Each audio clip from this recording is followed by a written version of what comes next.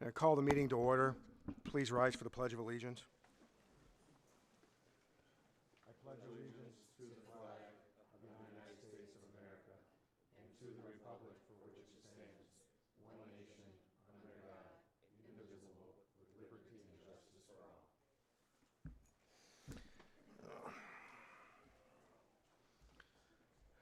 There's roll call. Hornberger. Here. Hustick. Here. Vernazzo. Here. Johnson. Here. Tkachuk. Here. Baroni. Here. Smith. Here. Okay. I'll accept a motion for approval of the agenda. Moved by Hornberger, supported by Baroni. All in favor? Aye. Opposed, same sign. We have an agenda. Okay. Good evening. My name is William Smith. I would like to welcome you to the Chesterfield Township Zoning Board of Appeals. This board is a quasi-judicial board which consists of 7 members. In order for a special land use to be granted this evening, the applicant must receive a majority vote of 4 from the full board, and we have 7 seated this evening. In order for the board to grant a special land use, the applicant must satisfy all 8 standards contained in Section 6.2B of the zoning ordinance. If the special land use is denied, the applicant has the right to appeal this decision. By state statute, the applicant may appeal to the circuit court and has 30 days to file such an appeal. There is no other township board that can override a zoning board of appeals decision. I will call the case, and then the public hearing will be opened. The applicant will have an opportunity to speak. The board will then ask questions of the applicant. Then we'll offer each member of the public who wishes to speak 3 minutes to do so. We ask that you please state your name and address for the record and record such on the sheet provided at the podium, but my understanding is to the left of the room. If you would put your name on that sheet prior to speaking, it'll expedite the process, I believe. The applicant will have an opportunity to address any questions or concerns at the end of the public comments and entertain any further questions from the board. The hearing then will be closed and the question will be brought back to the board for consideration, a motion, and a roll call vote. Mr. Chairman, if I will? Yes. This is working. Yeah, I'd like to make it known that I am actually friends with the family of one of the petitioners, and that individual happens to be a member of my Chamber of Commerce. I have 700 members, and they're one of 700 members. So a member of an applicant for the special land use is a personal friend? Their family's a personal friend, yes. Okay. Mr. Siebert.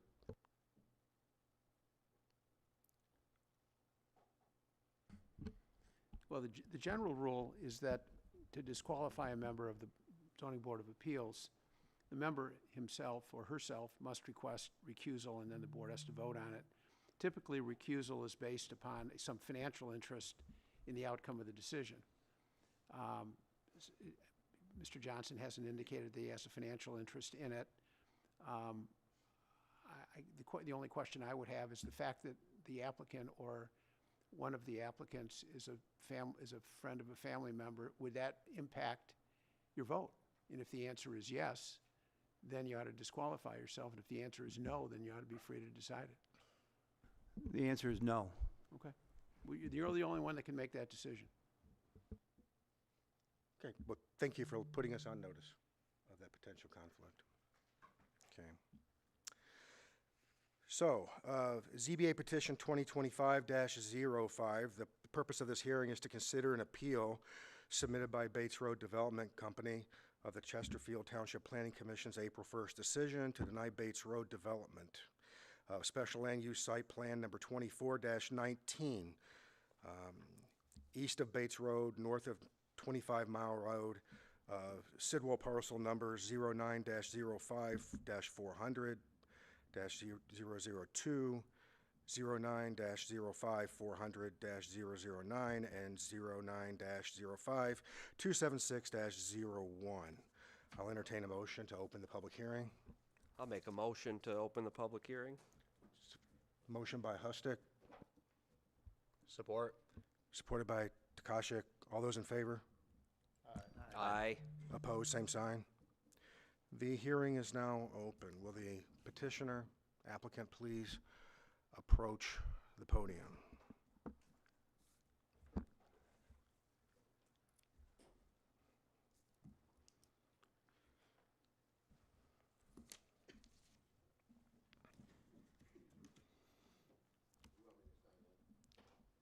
Not at the moment, no.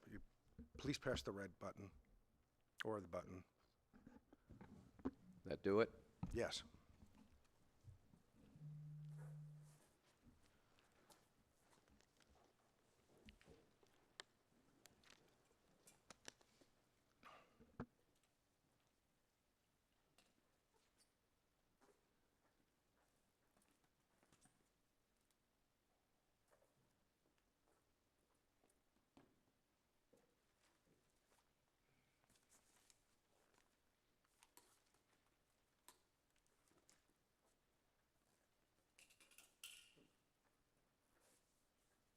I can start. Gary Gunnernock, attorney on behalf of the applicant petitioner. I'm an attorney. I live here in Chesterfield Township, and we're requesting that the ZBA make a new determination and approve the special land use request for this 150-plus acre parcel to be used as an auction, auto auction recycling facility. It's not a junkyard. No cars are dismantled there. Cars are brought in by truck. The auctions are online. The purchases take place online. The financial arrangements are made online. And then the buyers come with trucks and take the vehicles away. So, is it okay to approach, or do I have to stay here? Okay.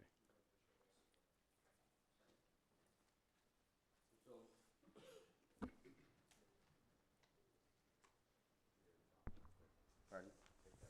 Okay. So this is the aerial of the property in question. 25 Mile Road, Bates Road. My clients own all this except for this one little place where there's somebody else that owns this indention. The property is zoned M1. There was a consent judgment that said the rezoning classification of M1 would remain the same, but it could be used for M2 classifications, which is basically heavy industrial. So based on that consent judgment, it said the parties would act in good faith. We filed this petition for special approval land use and site plan approval. This one portion to the east is not going to be developed. It's basically a wetland type area, and that will be preserved. The Grand Trunk Western Railroad is the east property line. As you can see from this aerial, on the west side of Bates Road and the southern portion up to Hagan Road, there's no houses. It's zoned agricultural. The rest of the property in the area is zoned industrial. There's a large industrial park here just to the east of it. Part of our submission was that my clients would pave 25 Mile Road up to the entrance into this facility, which benefits everybody in the public because the township has no jurisdiction over roads, but through the road department for Macomb County, we've indicated to them that we would pave that portion of the road, and they're in agreement.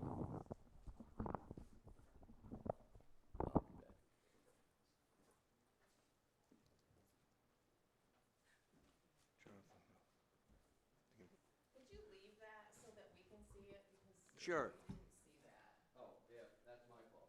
Thank you. I was That's all right. this way more. I wish there was board, but, Right. no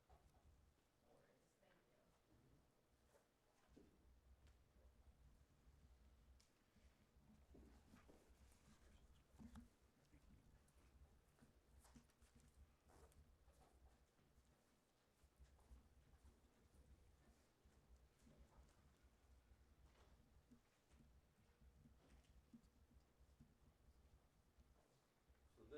We need to do the mic again. So this drawing basically is an illustration A survey drawing of the property shows the railroad right-of-way. This one parcel that's basically wetlands, that will be preserved. And then this lower portion where Hagan Road cuts, this is the lower portion, the southern portion will be phase 1, and then phase 2 of the northern portion.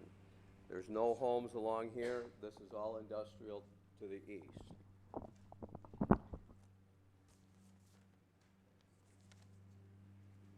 This was the second sheet of the site showing the layout of how the cars would be parked in this open area. The screening on the perimeter is basically 100 feet wide. There's going to be a berm and an 8-foot high fence. The cars are not stacked. Most cars don't, even pickup trucks don't exceed 8 feet in height. So no one is basically going to be seeing these vehicles from either 25 Mile Road or from Bates Road. There was one dumpster for garbage removal. It would be enclosed.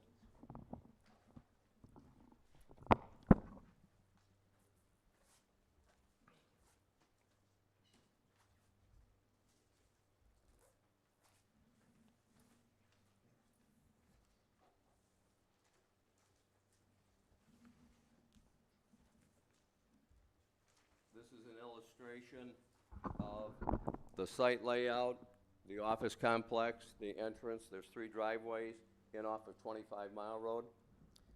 The detention pond, the Crandall drain runs through the property. It might be relocated, but it'll end up taking the storm water off the property. There, in the site plan development, there shows how the drainage would occur and pumps to pump it to get to the drainage system for the township and the county. Sheet number 5 shows the layout of where the driveways are. The truck entrance would be here to the east, and then the 2 entrances and exit for people that work there. There's generally between 15 and 20 people. If you had 153 acres and you built some industrial facility, there'd be a lot more traffic just for employees than this 15 to 20 person employee facility. The trucks would come in basically off of Gratiot and 25 Mile Road because that'll be the pavement. Bates Road's not paved. It gives access to the transporters. They can come I-94, get off at 23 Mile Road, get off at New Haven Road, or get off at Marine City Highway and come to this facility. And it would be paved beyond where the pavement now stops at the entrance to the industrial park to the east. The road commission, road department has given tentative approval to this schematic as to the layout and the turning radiuses in and out of the facility.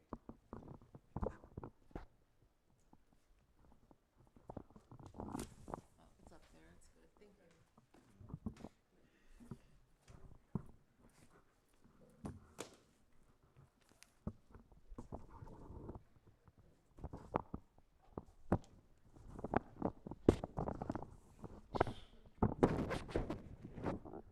This sheet number 4 basically illustrates the phases of the facility, the southern portion, the landscape berm on the perimeter of the property along Bates Road and along 25 Mile Road, and then the second phase. So this configuration for the landscaping clearly preserves the integrity of the facility by the fence, 8 foot high, plus the berm and the trees. And it basically precludes people driving by from seeing into the facility. And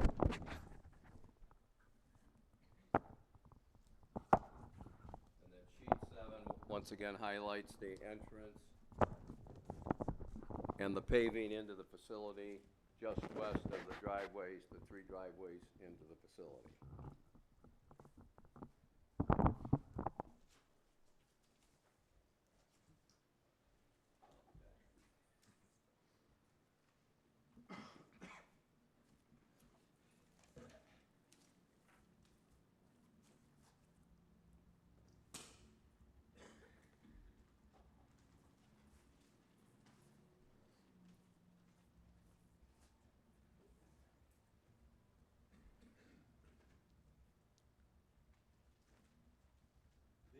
are a series of photographs that outline a view of the facility from ground level and from a bird's eye view level with the berm in place. So this first sheet shows the intersection of 25 Mile and Bates Road. There's municipal water for Chesterfield along the 25 Mile Road frontage.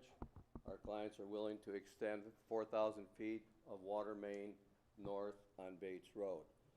So the bird's eye view gives you what it looks like from an elevation, and then the ground view shows the berm with the trees and the 8-foot-high fence. That's basically approximately 100 feet back from the right-of-way line. So the extension of all the berm area is almost 9 acres of this facility. Generally, you don't have to have a 100-foot setback. We put that on the plan. We think it's appropriate and helps meet the standards for special land use.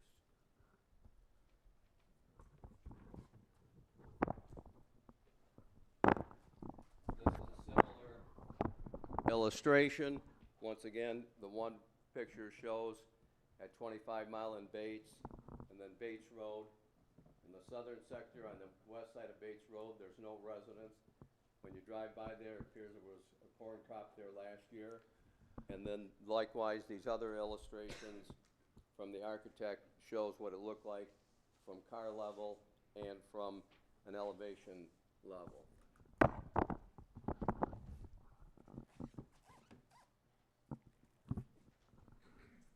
And then this one, once again, shows the intersection and the Bates Road 25 Mile setup.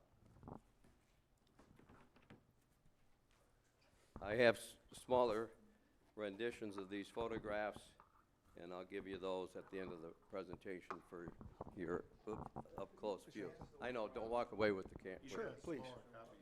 What's that? We have smaller copies. Yes.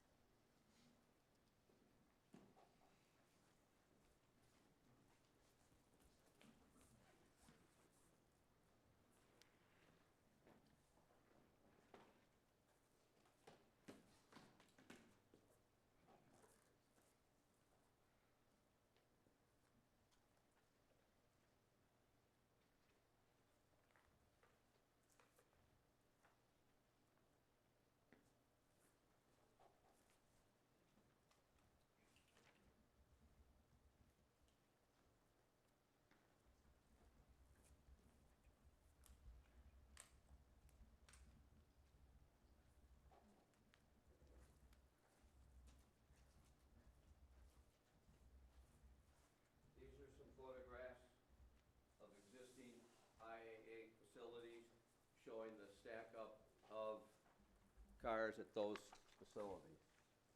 I'll give you.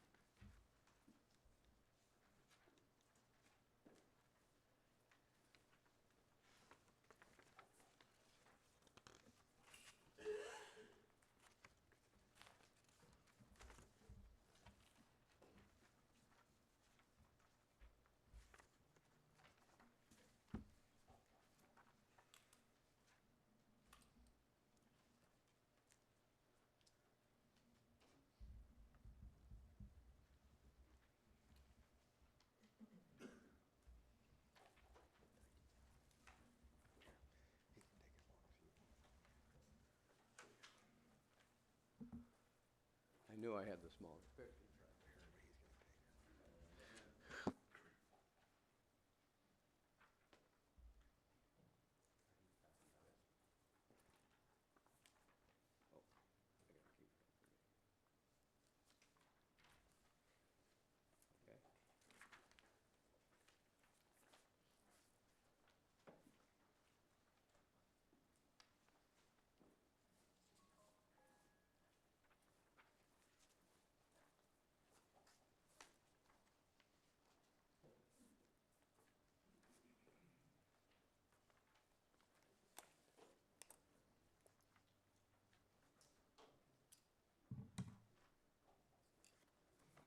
the documents that I submitted in conjunction with the petition included various documents that we had given previously. This is a new review. In my October 7th, 2024 letter, I addressed the 8 standards as to special land use in Chesterfield Township from the zoning ordinance. One of the things that stands out is that it's supposed to be in harmony with areas in close proximity. It's an industrial use. The property's zoned industrial. The consent judgment says you can use it for M2.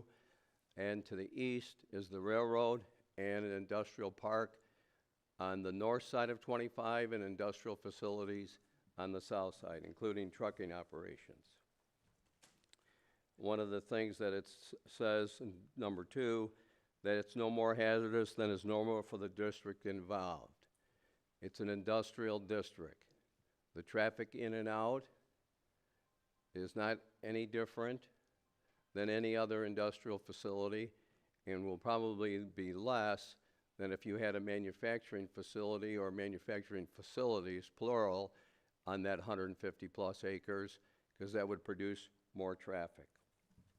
We've screened the facility so that it doesn't impact on people's visual observation of the property or the area as they drive by.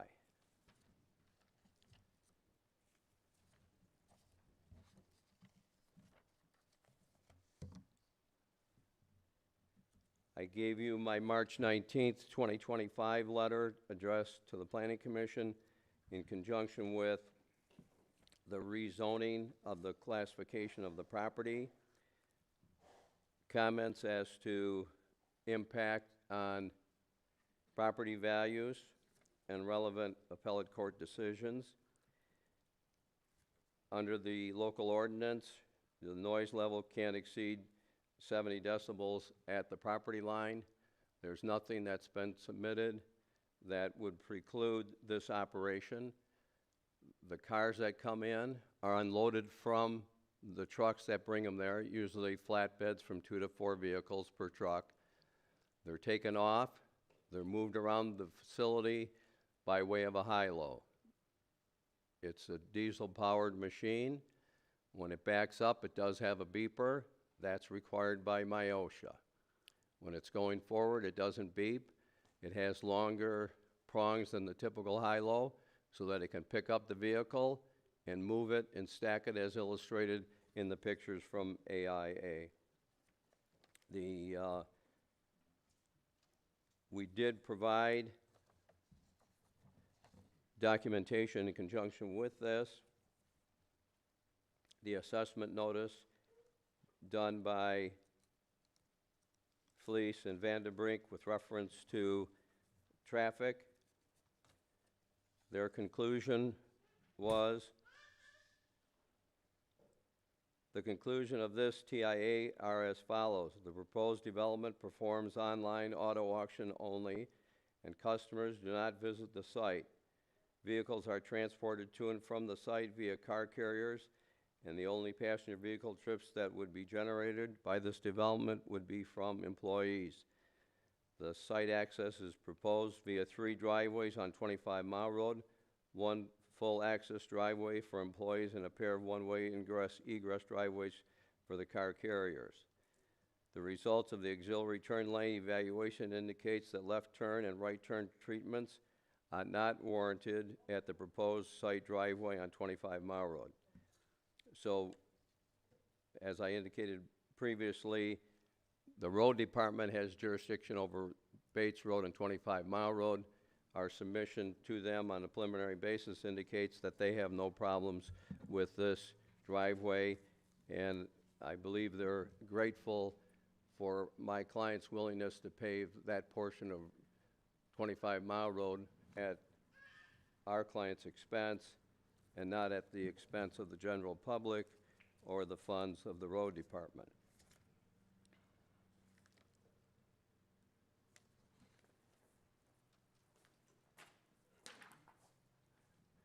We also submitted to you March 11th, 2025, correspondence from McDowell and Associates with reference to drainage issues and potential aspects as to any fluids leaking from the vehicles that are brought to this facility.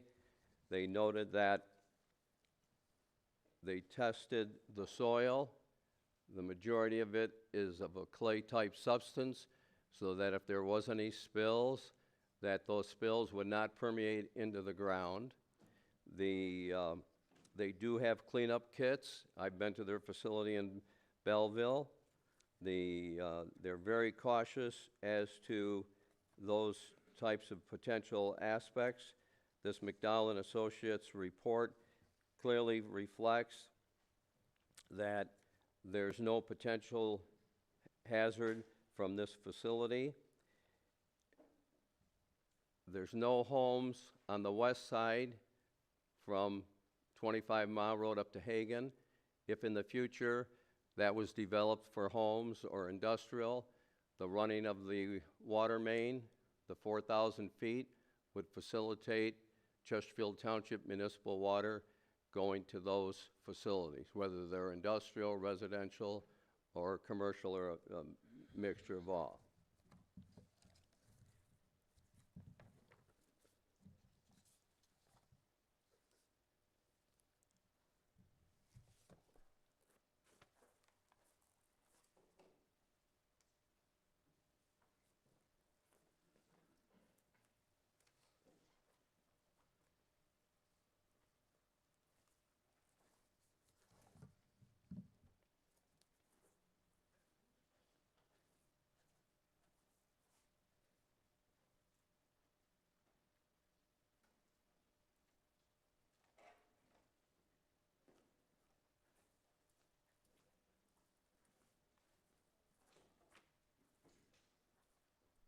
The next document that I'm circulating to you is the second review done by Giffords and Webster, the outside planning consultant for Chesterfield Township, that's dated November 26, 2024. It shows the illustration of the property in question, and then on page 3, it begins their review process and their comments. And when you look in the far right column on page 3, it notes that the submission are compliant with the zoning requirements with reference to side yard, front yard, exterior screening, and related issues. They did have some questions with reference to site plan issues that are separate and distinct from the special approval land use issues. By way of illustration, they wanted brick on the building.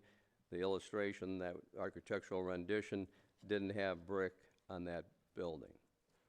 There are other industrial facilities in Chesterfield that don't have brick on their facade. They also wanted some insight with reference to lighting, if lighting, outside lighting was on the facility, and that we would have to apply separately for signage. And we knew that, and we indicated that that would occur once the site plan was approved, the building erected, and they would make a decision as to the type of signing that would be at this facility. They noted that lighting cannot exceed 35 feet in height, and we were not going to exceed that.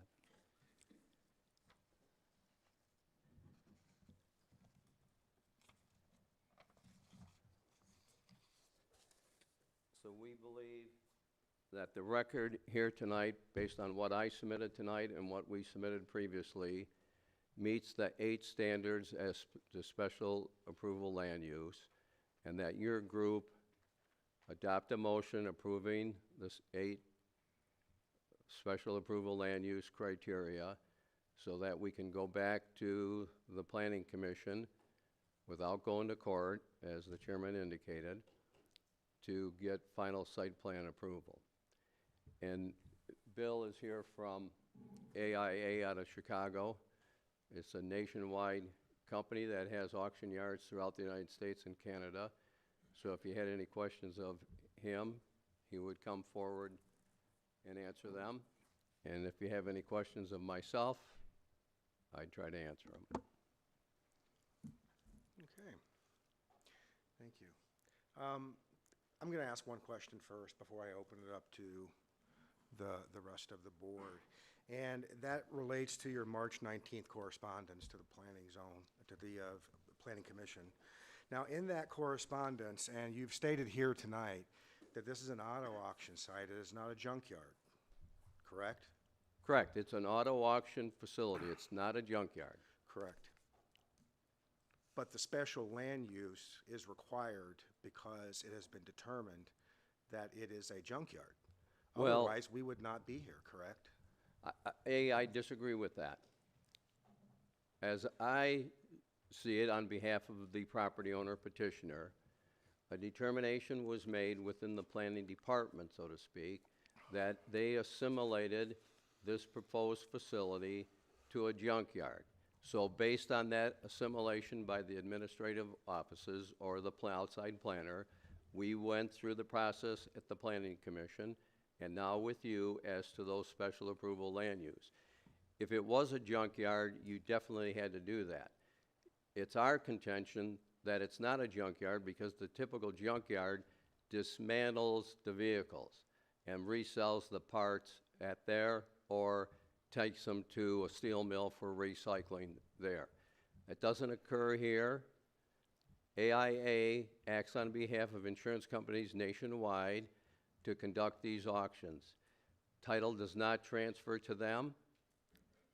They sell the vehicles.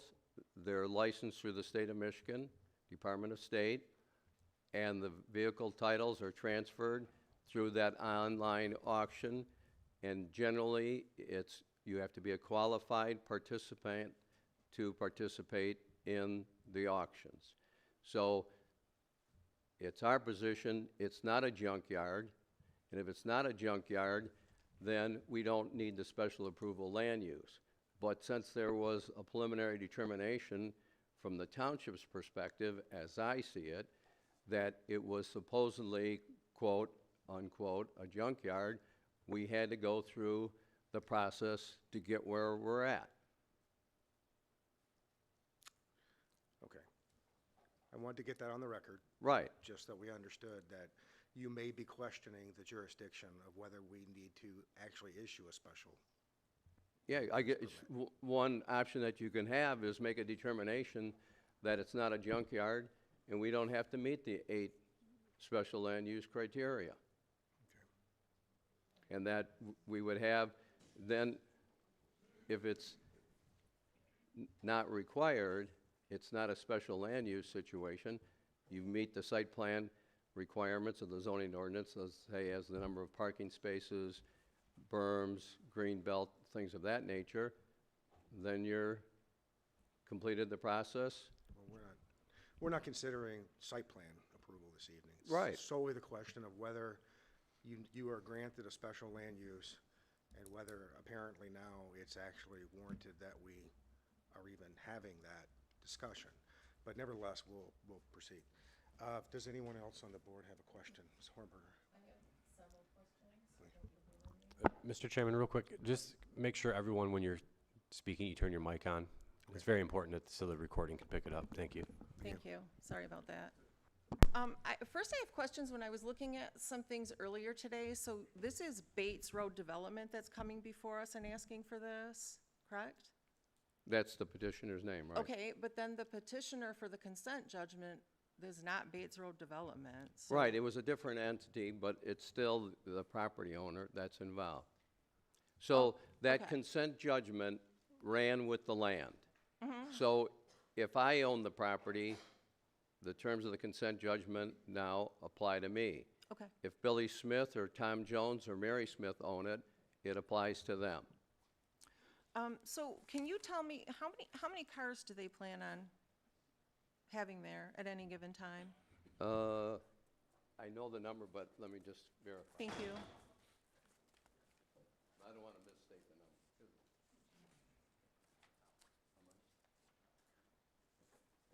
Approximately 4,000. 4,000 in phase 1, phase 2, phase 3? The whole thing. Total? Right. Okay, so, are the cars drivable? Generally not. Okay, so they're gonna be brought in, you said 2 They to 4 come in by, vehicles on a tow truck? by truck, usually on flatbeds. They're taken off, and like in those picture illustrations, they're picked up by a Caterpillar-type high-low and placed in stacks, because they have a schematic within their company. Barcodes or QR codes are placed, and they know they sell them on auctions periodically.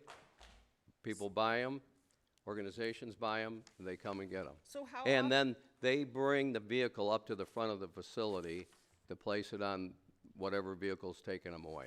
and then how often will, how long will a car be there before someone has to bring another truck in to haul it out? Well, they're hauled out after they're sold, but the rate of turnover is probably in the general area of 30 to 90 days. And that was a question that some planning commission members asked, and my response in part was, you don't ask other businesses, you don't ask if you had a car dealership, whether it's new or used, how often your inventory turns over. Correct. And so I felt that that, from my client's perspective, is an unfair question because Chesterfield Township doesn't ask that. I would of any argue other that it's facility. maybe not an unfair question in the case that we're trying to decide whether or not there's a hazard or an impact on the community that, the agriculture and residential community that's out there. I mean, if we're talking about noise, if we're talking about increased traffic, I would go ahead and argue, and I'm not a lawyer, but logically, I would argue that it does impact our decision-making, how many Whenever vehicles are this- coming in and out. Whenever this land is developed, there's going to be more traffic. No matter what industrial use, it's never probably going to be residential because it's right next to the railroad tracks. I live 2+ miles away. I hear the train at night when it's blowing its whistle I as do it as well. crosses the mile roads. That's part of living in Chesterfield, and the railroad's been here for Correct. more than 100 years. Yep. But We're not the talking fact about the that you railroad. have more traffic doesn't mean that the proposal has to be denied. Because if you look at 23 Mile Road, years ago, it was 2 lanes. Then it was built out around 1969, 70 to 5 lanes. Then it was rebuilt several years ago where it had paved shoulders. There's more traffic. There's more traffic here than there was when I was a youngster and lived in the community. So there's always going to be more traffic. And I think, as I said, that it should be considered based on the kind of hazard that it would cause in Right, but, environmental impact and that we it would have. submitted to you scientific reports as to potential hazards, as to contamination, and as to traffic. As to site contamination? If you're bringing in cars that aren't mobile, you can't drive them, are there fluids that are gonna be leaking? Generally not, because if they were in a crash, the fluid leaks out at the place. So all the of the fluid leaks crash. out? Pardon? Well, I mean, a car has antifreeze, oil, brake fluid, power steering fluid, washer fluid, so it's all gonna be out of the vehicle before it comes onto your site? Generally, the majority of it is out, and then they have cleanup kits. And then, by way of further illustration, since you're on the safety issue, so to speak, in the recent past, Chesterfield Township Planning Commission approved a recycling junkyard on Gratiot, just south of 22 Mile Road on the west side, which is directly across the street from a residential subdivision. That facility recycles parts from cars, mangles it. I'm It's familiar my with understanding that they have like a crushing operation.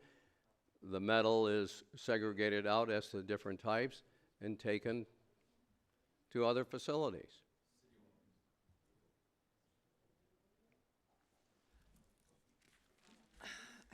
I have several other questions. I don't know if anyone else has something. I don't want to take up all of our time. You can come, oh, okay. Yeah, I did have questions about, and I looked at EGLE, as Candace Miller would say, EGLE regulations for salvage yards today. And there's literally a 10-page paper just on antifreeze and the environmental impact and storing it and how you have to get rid of it, and that's what this is. I mean, I printed it before I came. And I'm not sure if that's even been addressed yet, environmental impact, because I'm hard pressed. I grew up with someone who restored cars. I've changed brake lines myself on a 1963 Corvette. Yes, I can do that. Congratulations. And I'm going to tell you that you're not bringing a vehicle in that doesn't have some kind of fluids in it. And you'll never get me to believe that. Well, I'm not saying they will come without any fluids in it. Right.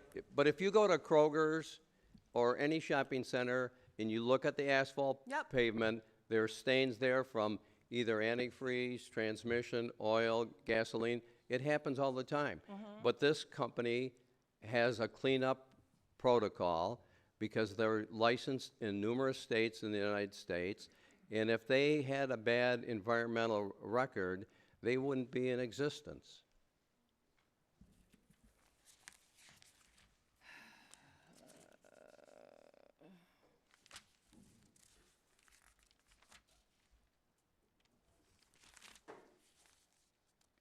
I guess I would definitely want to know more about your waste management and your hazardous waste disposal and what recyclers you're working with to do that, or you plan to work with in the state to do that, because there are regulations about that and there are reporting requirements about it. But that's within the jurisdiction of Eagle, not necessarily the jurisdiction of Correct, Chesterfield but you're Township. asking us for permission to put it in a community where we do have residents. And where people have lived for years, and where there's agriculture.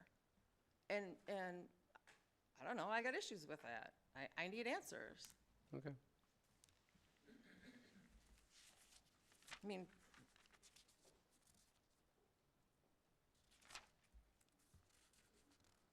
and your 8-foot-high fence is your 8-foot-tall fence is 6 feet tall on this. 2 feet are buried in the ground, just so you know. The majority. If I'm of being it is- picky. But you generally can't see over a 6-foot fence.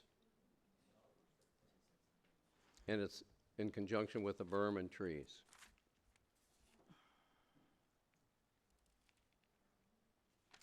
I'm good for now. Well, I'll just follow up with a couple of questions based on Pamela's questions.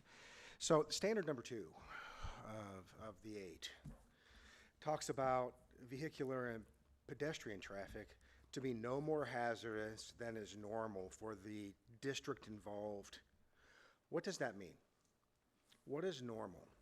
Is that normal for an M2, which is what you're zoned?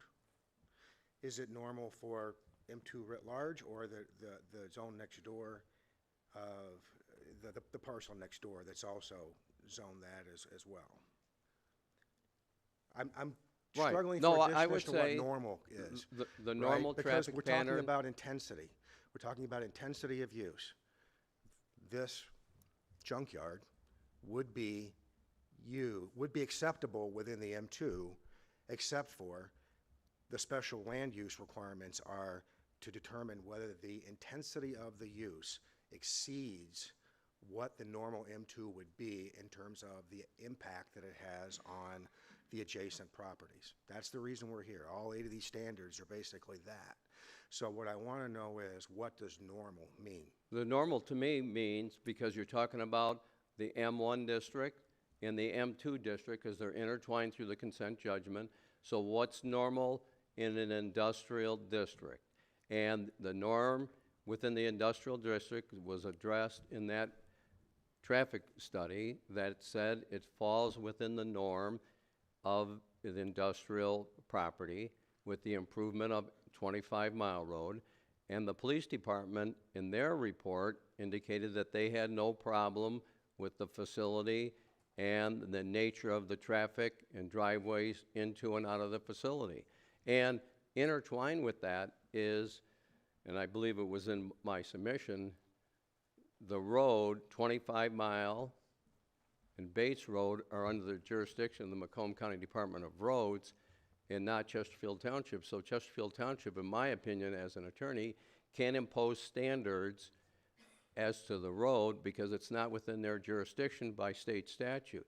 It's just like the township can't impose that you meet a setback for a future road right-of-way because there's a case against the City of Warren Planning Commission from the 1960s or 70s, where on Mound Road, the City of Warren said, we want you to set back your multifamily development for the future road right-of-way of Mound Road, which might have been 210 feet. So those people were going to lose many units in their development. The Michigan Supreme Court said, you don't have authority to make people set things back that way. And so this is an industrial district, so it's the norm in the industrial district. And if you go 22 mile west of Gratiot, there's an industrial park that butts right up to a previously existing residential subdivision. Ranch Drive, I think, is the street name. They put arborvitaes along there. You go to and I've represented factory owners in that complex. You can't even see from the industrial property into where the residents are because the arborvitaes have grown up and provided for that screening. And we've provided for screening on this facility. Doesn't the traffic study, though, simply address the number of employees that will be using that facility and doesn't discuss the truck traffic, heavy truck traffic coming in and out? And whether Well, that would be normal in relationship to the other M2 uses? yeah, they're intertwined, but it's not generally semis. It's generally flatbed trucks that haul 2 to 4 cars. So if you had any industrial facility on this property, it's just like if you go to R.C. Schmidt at 23 on the railroad tracks. He accumulated that land years ago. There was a Ford factory there. There's a ton of other factories. They have truck traffic. There's one light that controls the one intersection and another one. I'll ask one more question, then I'll open it back up to the rest of the board. You mentioned that 4,000 cars is what you expect, vehicles you expect to have on site. What's the total capacity, assuming that all phases have been implemented? What would be the most number of cars you could get on that site? Probably like around 4,000. Okay. Or that's what Bill tells me from IAA. That's the company that'll be operating the facility. And I don't think you ask of Chevrolet dealerships or used car dealership how many cars you're going to have there. It's based on the market. And sometimes there'll be more cars than others, depending on how often the auctions occur. The people buy them and come and get them. Well, it does speak to the intensity of the property use, which is what I mentioned before. Right. Which But is it's where Mrs. zoned Hornberger was industrial. We're going. not asking you to change it to residential. So turnover is not typically asked, but it does indicate intensity of use of the property. And that's But- what we're considering. But if the car comes and sits there for 60 days, that doesn't impact traffic out on 25 Mile Road or Bates Road. It's just sitting there. Are there any other questions from the board? No, please. This gentleman just said not 4,000, 13,000. Please. I'm just letting you know, Okay. transparency. Thank you. You'll have your opportunity to speak. It's out of order at the moment. Are there other questions from the board? Mr. Takachi? Yeah, I have some questions, but I'll wait. Yeah. Wait till he gets back up. Just so that the record's clear, if the whole facility had all the cars that it could hold up to 13,000. Generally, it holds 4 because there's a turnover. And it's not going to be built out all at one time. That's why in the site plan, there's phase 1 and phase 2. And phase 1 is the southern portion, basically from Hagan Road down to 25 Mile Road. And Hagan Road doesn't go through. What's the timeline for the build-out? If you were to implement all 3 phases? What's the business plan? I don't know, Okay. but maybe Bill does. Do you know?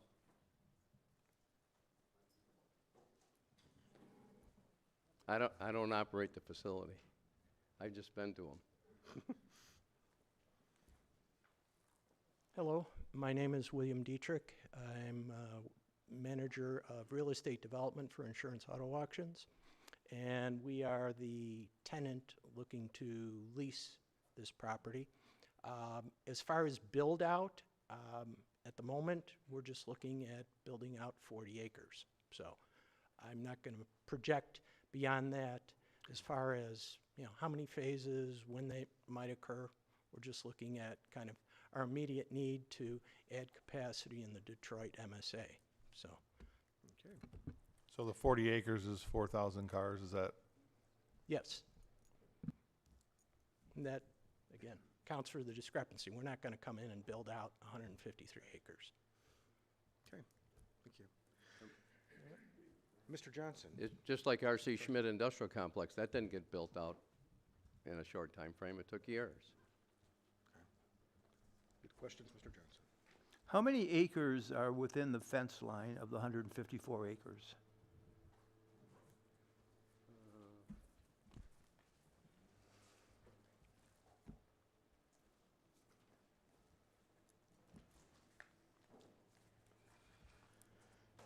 It might be on that.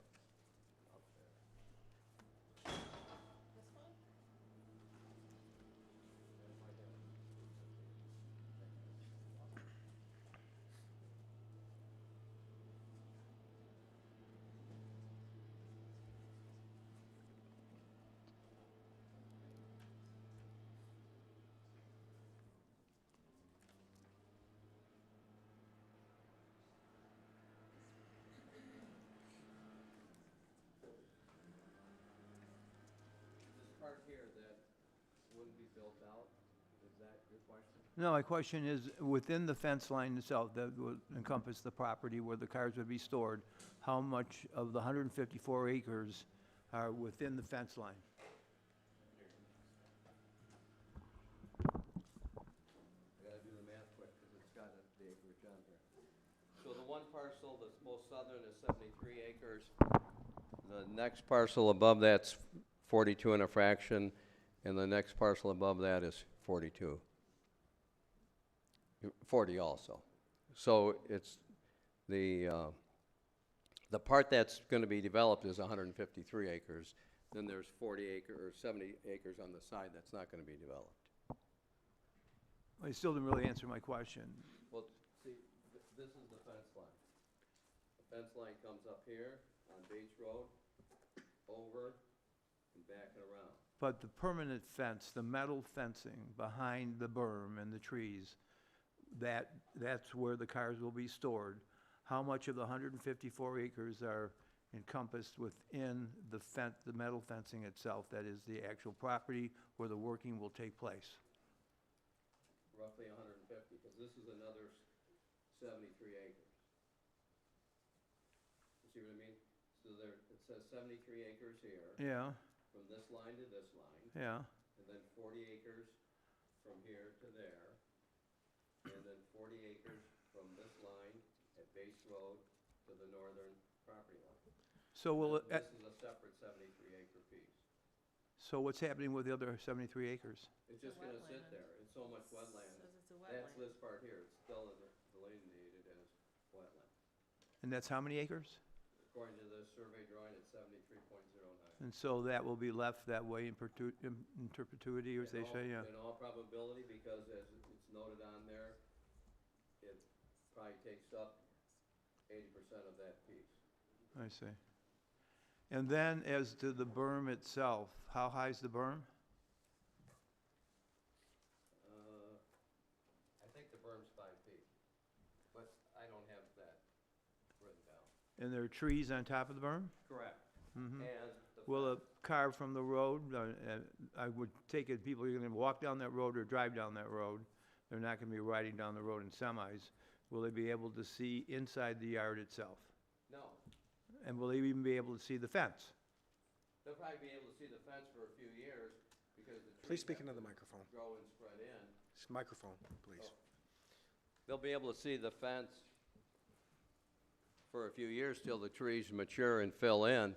But you go by a lot of places and there's fences. You go in a subdivision, people have privacy fences that are 6 feet high. So how many locations does IAA have around the country? I have a drawing with it, but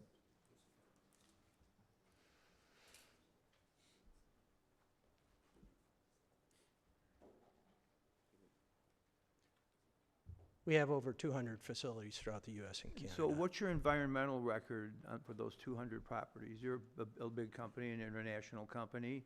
You must be concerned about those issues, because if you're not, the legal implications could be catastrophic. Tell me about your environmental issues that you've encountered. We have best management practices that all of our facilities operate under, and that includes inspection of vehicles when they come in, addressing any leaks that are observed at that time.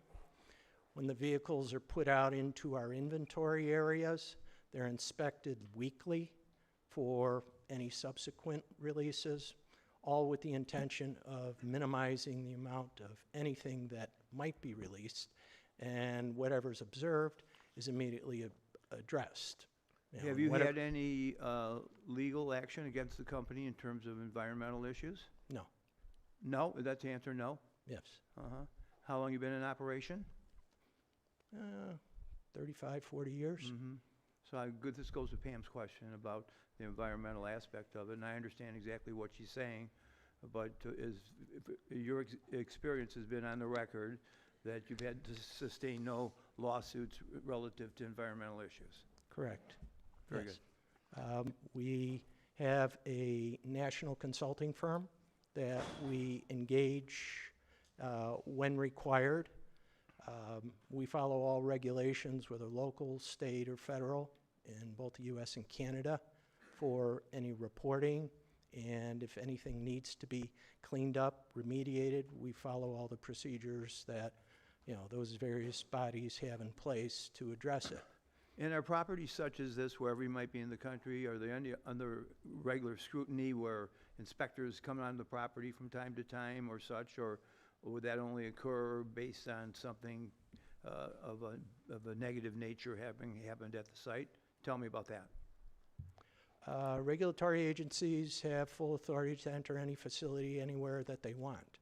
But So is it the case that occurs from time to time, with or without, notification, or tell me it about could. We don't regularly have anyone that comes on our properties because we play by the rules and run a clean house. So why is it that you haven't had any lawsuits?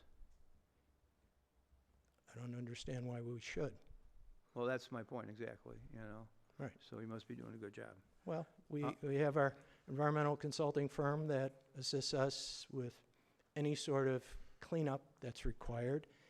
And additionally, we have environmental liability insurance placed with Chubb. So they cover that element of any risk that was possible. And have there been noise studies performed as to what that might look like? That would emanate from the property. Mr. Jendenalik mentioned that there would be vehicles operating there, and that there was some standard of 70 dBs or less was a requirement. Is that correct, Mr. Jendenalik? Yeah, decibels from equipment operating on the property, that's in your zoning ordinance, that the decibel level at the perimeter of the property. And so in order for this company to operate there, they must live within that guideline? Correct. Just like any other industrial facility in Chesterfield. How would we know in advance that that would be the case? Well, more often than not in the real world, if somebody complains that the decibel level's too high, the township can come out with a decibel reader and run it at the property line and give the property owner, industrial user, notice of this alleged violation. But what you have to be mindful of the fact too is that if it's a warning beeper from a high-low backing up, it's a MIOSHA requirement, and whatever that noise level is, MIOSHA requires it. It's just like the train when it goes through the township. It makes noise from its wheels on the steel tracks, and it also makes noise when it blows the horn as it approaches intersections of the railroad and the streets. Will cars be crushed on that site? No. Will cars be disassembled on that site? No, right? No, we're not a salvage yard, we're not a junkyard. Very important distinction. If you're all familiar with eBay, eBay auctions off products all the time. They also auction off cars. We do the same thing, except our segment of the auto market includes low-value vehicles, salvage cars, donation vehicles. So we have, you might say, the kind of lower tier of the automotive sector, but we simply auction off vehicles, What would be your hours of operation? standard business hours, And what's that? whatever's approved by municipality. Basically from 7 o'clock till 5, So, and Monday through Friday or weekends or, weekends, but not Sunday. okay? And then what about lighting on the property?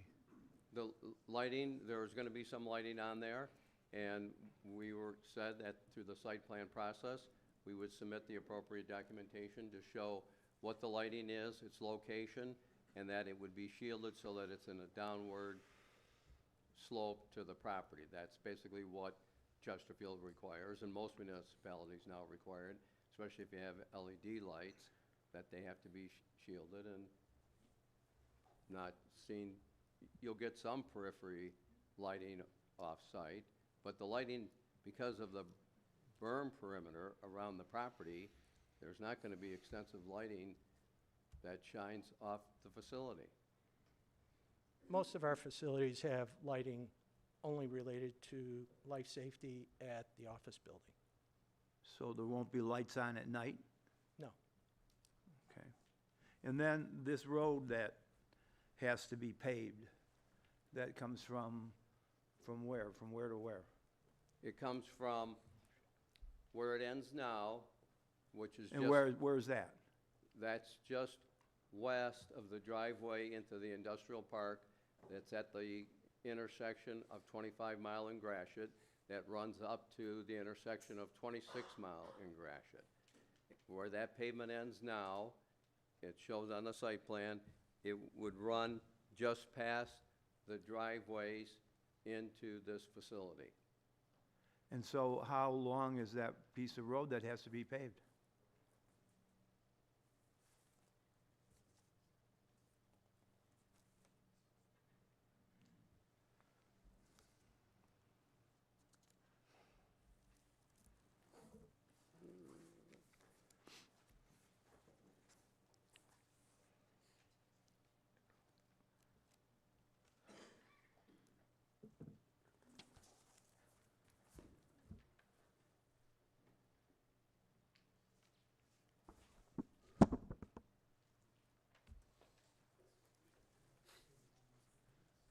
This drawing here doesn't have the dimension, it has the illustration of what pavement.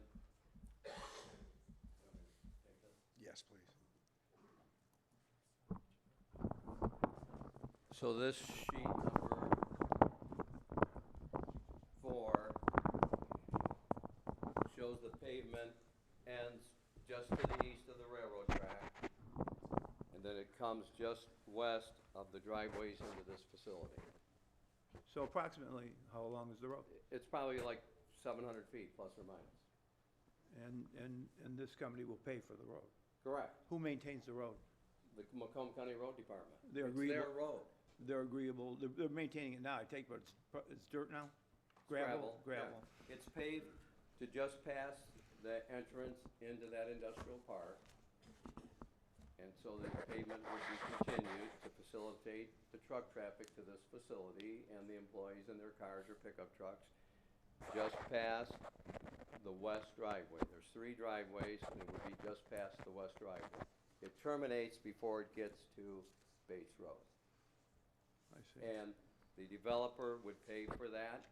It would then be it would be paved based on the road department standards, and it would be turned over to them, because it's their road right-of-way. Okay, so is there water running currently on 25 Mile Road? Yes, there's township water? Yeah. Yes, there's township water. If you drive out there, you'll see fire hydrants along 25 Mile Road to even west of Bates. We're gonna extend the water main, the township water main, at the developer's cost, northerly on Bates to the end of the property. And that's at the request of the fire? That's 4,000 feet. Is that at the request of the fire department? It was just something that we offered. Well, it would seem to me logically, if there were a fire there, you could only fight it from Right. one angle, so you, Right. That's why we're extending it. yeah. So it's already in existence here, and we'd run it 4,000 feet up to. And the developer pays for the running of the water line on Bates Road? Correct. Okay.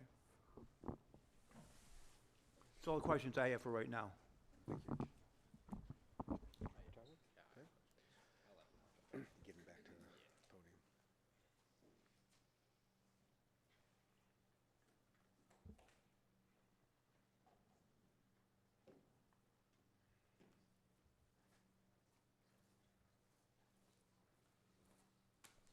Okay, sir, I have one question for you. I'm sorry to interrupt you, but real quick, could you just tell me, to the best of your knowledge, when a vehicle is auctioned off and sold and taken away from the property, what happens to that vehicle? What typically happens to that vehicle? Oh. To my knowledge, the trucks come.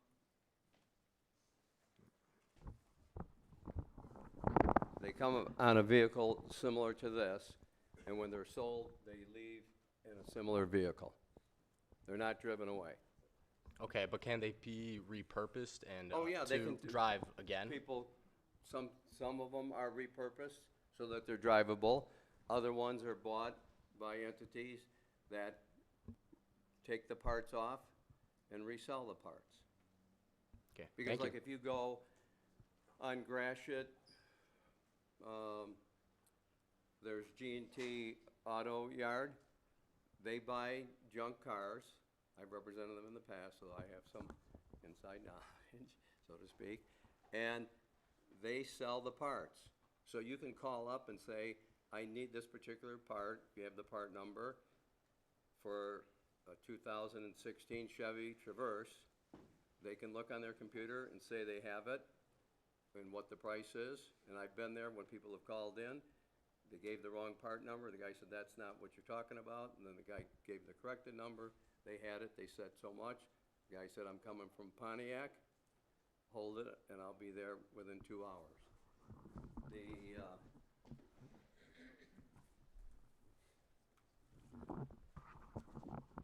I wanted to show you this map. This, where the dots are, that's where their facilities are throughout the United States, Canada, and Great Britain. So they're not a small operation, and they're basically throughout the United States. They even show that they have one in Hawaii and one in Alaska.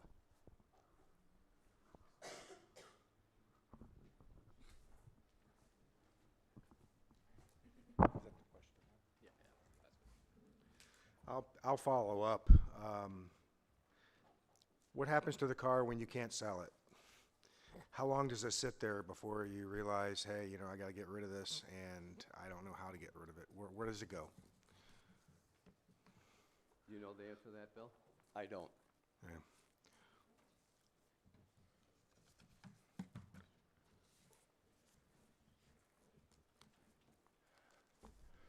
To emphasize a point that we are not a salvage yard, all the inventory is owned by others, so the decision as to the ultimate disposition rests with the owner, typically insurance companies. So they will decide what strike price they're willing to settle at to move that vehicle along. Their interest is very focused.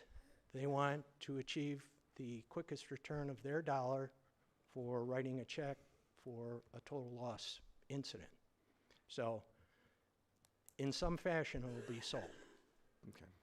So, but there must have been in all of your facilities at some point a vehicle you just couldn't move at any price no matter what. What's your standard for saying, come get your car, I can't sell it? No, that won't happen. You've never had a car you couldn't sell? It will be a decision between us and the owners to how they want to dispose of it. I mean, Okay. to take a slightly different tack, boats down at our Gulf Coast locations are oftentimes problematic because when a boat's damaged, they're fiberglass, there really isn't a lot of restoration you can do. So Oftentimes, we will simply agree with the insurance company that, okay, the engine or motor will be sold, perhaps some other parts that still have value, but the hull itself will be cut up and disposed of in accordance with laws. So, but then again, it's a decision between, our consignor and, what we see the market to be. So, but it's ultimately their property, so they can decide what its ultimate disposition is. Okay. Thank you. You're welcome. Sure. Mr. Hustic. Yeah, thank you. Just quick question. So throughout the conversation, it sounds like the average turn time will be 30 to 90 days. Was that what was mentioned for a car? Yes. So in phase one, hypothetically, you could hold up to 4,000 cars. So since you can only bring in 2 to 4 on a trailer, like how frequently throughout the day, on average, would we expect to see a trailer rolling in or rolling out? Yeah, please. They arrive principally on 2-car, 4-car haulers because we cannot take vehicles off of the standard 9-car carriers that you associate with new car dealerships. We will load on to those types of transport because the buyer arranges transport of their vehicle. And, whatever comes to the gate, in essence, is what we have to work with. So on average, we're going to have 5 to 6 trucks per hour coming through the facility. That's what I was trying to kind of hone in on or elicit out was like, what's the expected number of in and outs aside from the 15 employees approximately daily traffic? How many other deliveries or in the purchasing aspect transactions of vehicles will be coming in and out? Yes.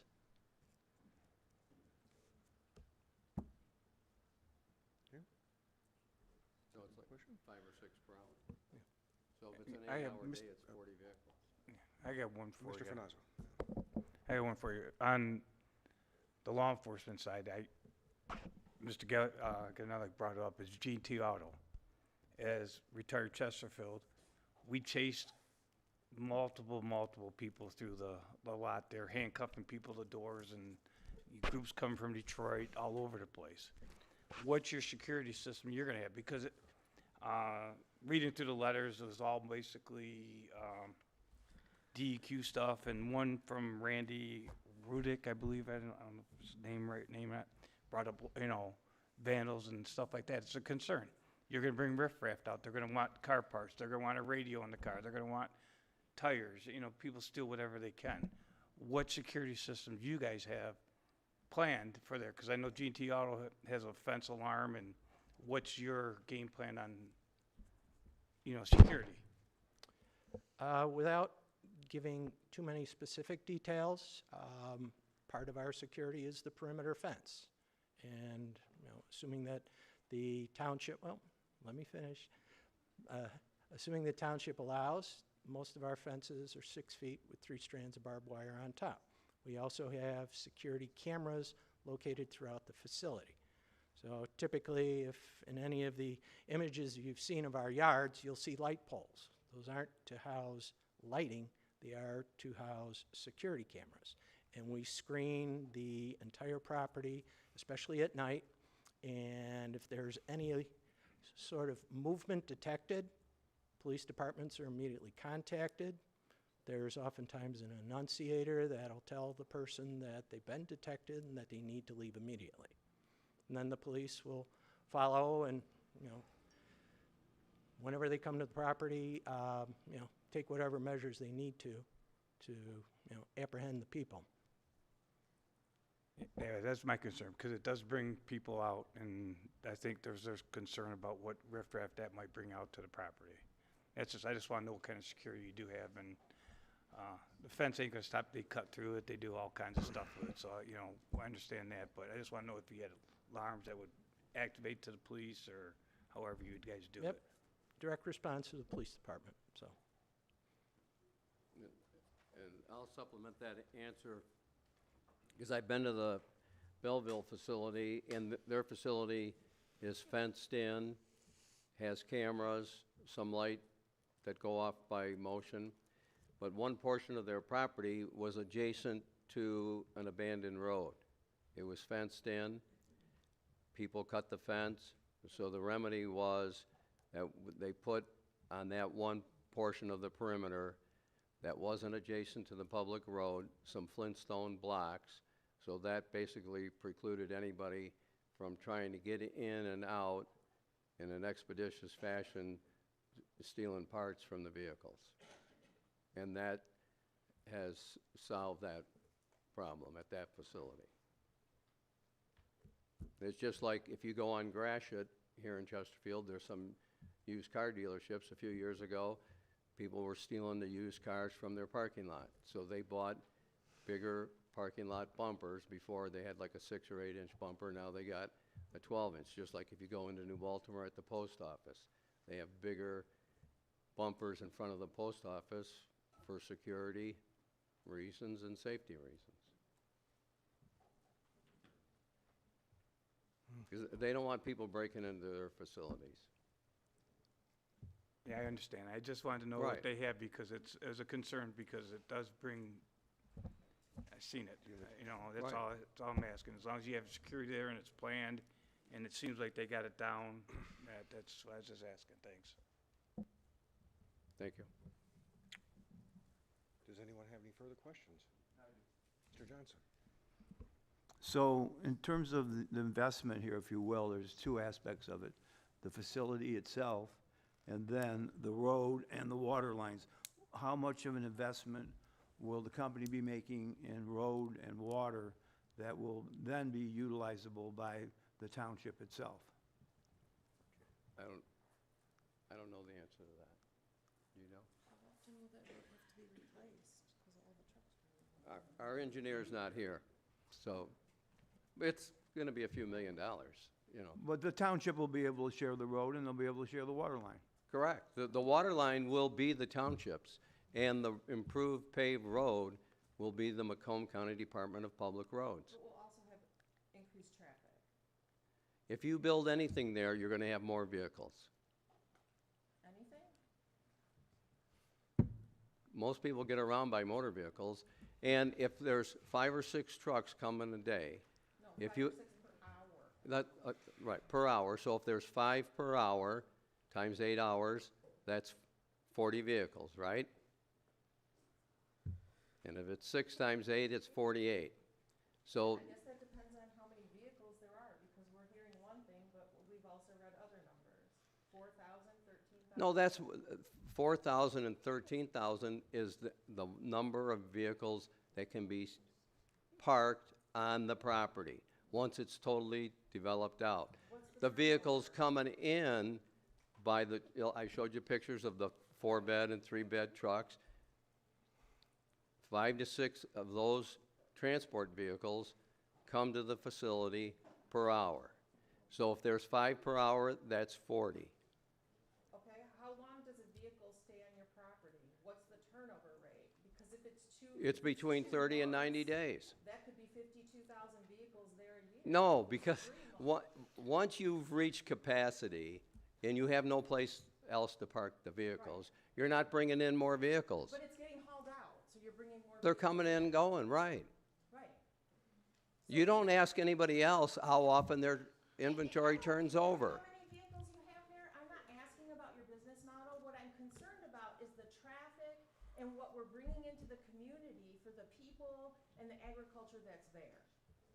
You know, whether it's pollution, noise pollution, increased traffic, whatever it is. I don't care if you have 20,000 cars there. Oh, we If have- you're hauling them in, we have to Pamela? take into consideration. Sorry, we have to take into consideration that traffic. That's part of it. That's part of the impact on the community that we have to take into consideration. I don't care if you got 20,000, I don't care if you got 5,000.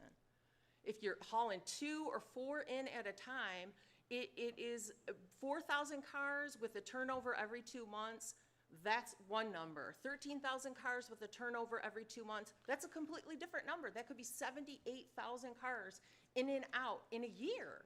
And you have a small car hauler with 2 to 4 cars hauling them in and out. That's a hell of a lot of traffic on a road that now Macomb County's gonna have to come out and replace because of the heavy traffic on it.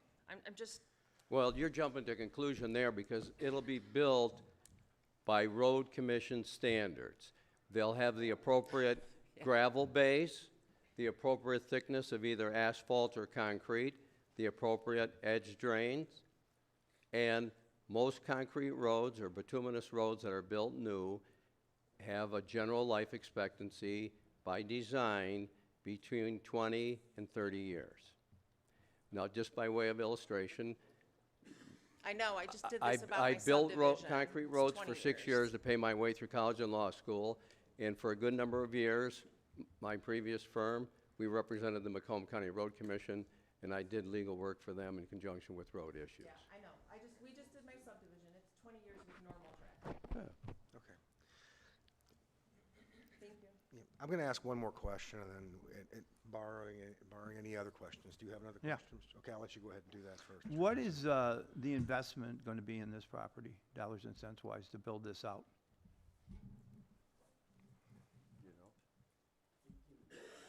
What? 18 to 20 million. Okay, what will be the tax revenue on that 18 to 20 million dollar build out as opposed to what the tax revenue is for that property today vacant? I haven't done the calculations. You know?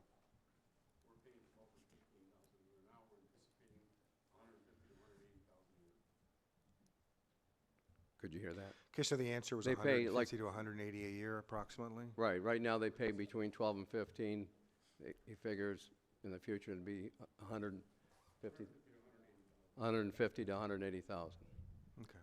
So it's beneficial revenue-wise to the schools, the township, the county of Macomb, Metro Park system, how the millage is allocated. Sue? Right. Yeah, okay. So I'm going to ask one more question, and then we'll open it up to public for comment. What I want to do is go to standard number 3 and how you answered that question in your October 7th correspondence to the Planning Commission. Now, number 3, if I can paraphrase, discusses the location, size, and intensity and size layout.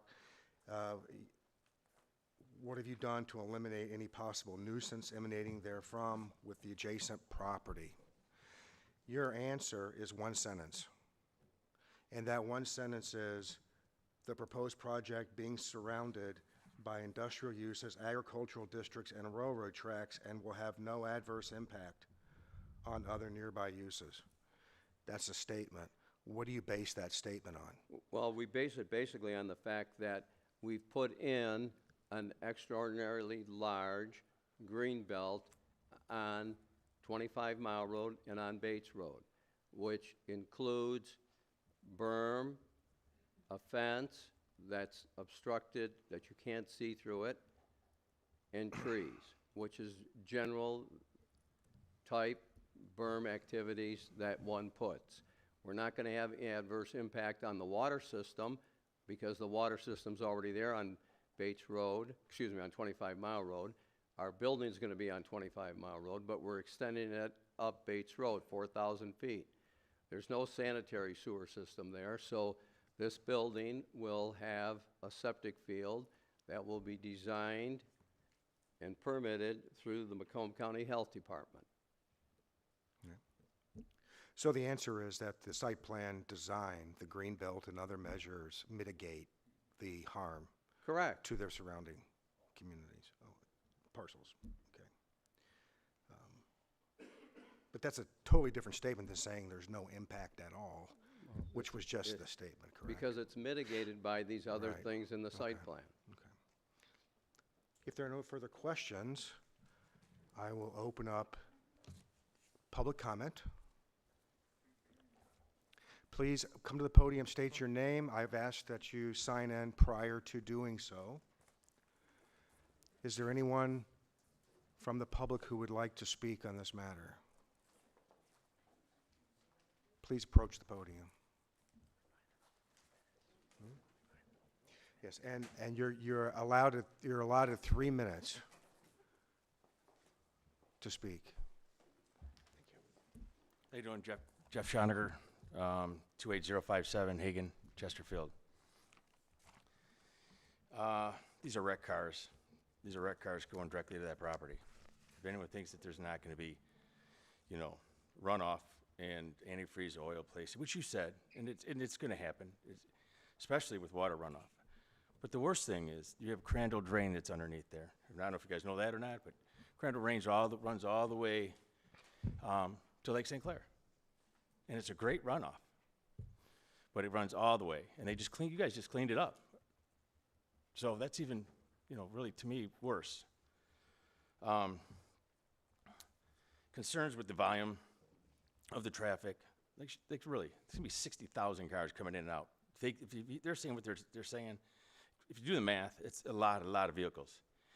And the funny thing is, they only talk about a quarter mile, maybe less than a quarter mile of asphalt they're going to put down, or cement. That's going east on 25 Mile Road. What about west on 25 Mile Road? What about north and south on Bates? That's all adjacent to that. Or Hagen. They have an exit, supposedly. They could be turning that into an exit. That goes on to 20, and it goes off Hagen right there. Right directly to Hagen. So all those roads are going to be taken up by these, everyone goes back roads. All these kind of vehicles go back roads. But another worst thing is you guys are building a beautiful park at 25 and Gratiot. You guys are building subdivisions on 25 and on Hagen. You have children. They go to parks. They're going to ride their bikes to these parks with all these vehicles running them over. One death is worse than anything. And that's probably my biggest fear, because there are subdivisions. You guys are planning, you guys know what subdivisions are going in, but to have that kind of volume and have children, or where there's a park being built specifically for, that's my biggest concern. That and the environment. They don't care about, we're all on wells. We're all on wells. They're going to put water, whatever. Short period from 25 on Bates towards 26. That doesn't do anyone any good, except for them. What about electric vehicles? No one's even talked about that. I work for Motor City Electric. We do all the big construction. I'm doing the battery plant in Marshall right now. What do you think they're doing with all those batteries? They're trying to find places to store them. Nobody wants them, but they're going to come here. And if there's a blow-up, which there's blow-ups all the time, I work in Dearborn also. There's blow-ups at the Ford R&E Center. That's all testing. These batteries are testing still today. And then the great thing was my buddy just told me about the broken window theory. You got to know that. You know, but thank you guys for your time, and thanks you guys for helping the community. Thank you for your comments. Sir, please state your name and address. Yes, Alan Polkowski. My certified historic homestead farm is located across from the proposed auto dealer and junkyard at Bates Road. I'm opposed to the Bates development, as my extensive 60-page report, which has been provided for you and the planning commissioners, clearly states multiple reasons why it should be voted down. As an 8-year Navy veteran, I served on 3 continents protecting each and every one of you from foreign invaders. Now I fear that I have to protect my home and community from a foreign country again. As a 13-year volunteer sheriff deputy, I dedicated my time and money in keeping each of you safe from crime. Now I fear we'll have to continue to keep my property and neighbors safe from the new and increasing crime. Chesterfield Police Detective Klein, Officer Davis, and Officer Trubiano said that Chesterfield is experiencing an increase in crime. I attribute that to recent development. For the first time in 200 years, on 2 occasions in 2024, our home property and horse stables was burglarized and vandalized. It is no question that this is because of recent development in our agricultural historical community. From at least 2009, Township Master Plan is clear that this zoning request is in violation, and this master plan is not up for review until 2026. Zone agriculture in M1, The only provision in zoning for an auction business is commercial. See 1, 2, and 3. The dictionary defines auction as a sale that brings things and which things are sold.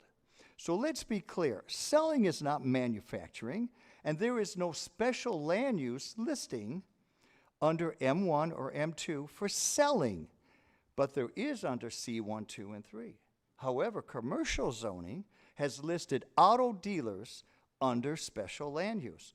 This property is not zoned commercial. I appeared in front of your planning commission in 2009 for an approval of my then very successful Chesterfield business, and in 2014 moved to Clinton Township. Now I am number 1 in the state based on 1,004.8 five-star Google reviews. After 30 years in business, I have a proud track record easily seen. Bates Development and it's recently applied for multiple associated LLCs have existed for less than 1 year. Check the state I have. Who are these people and where is their track record? Thank you.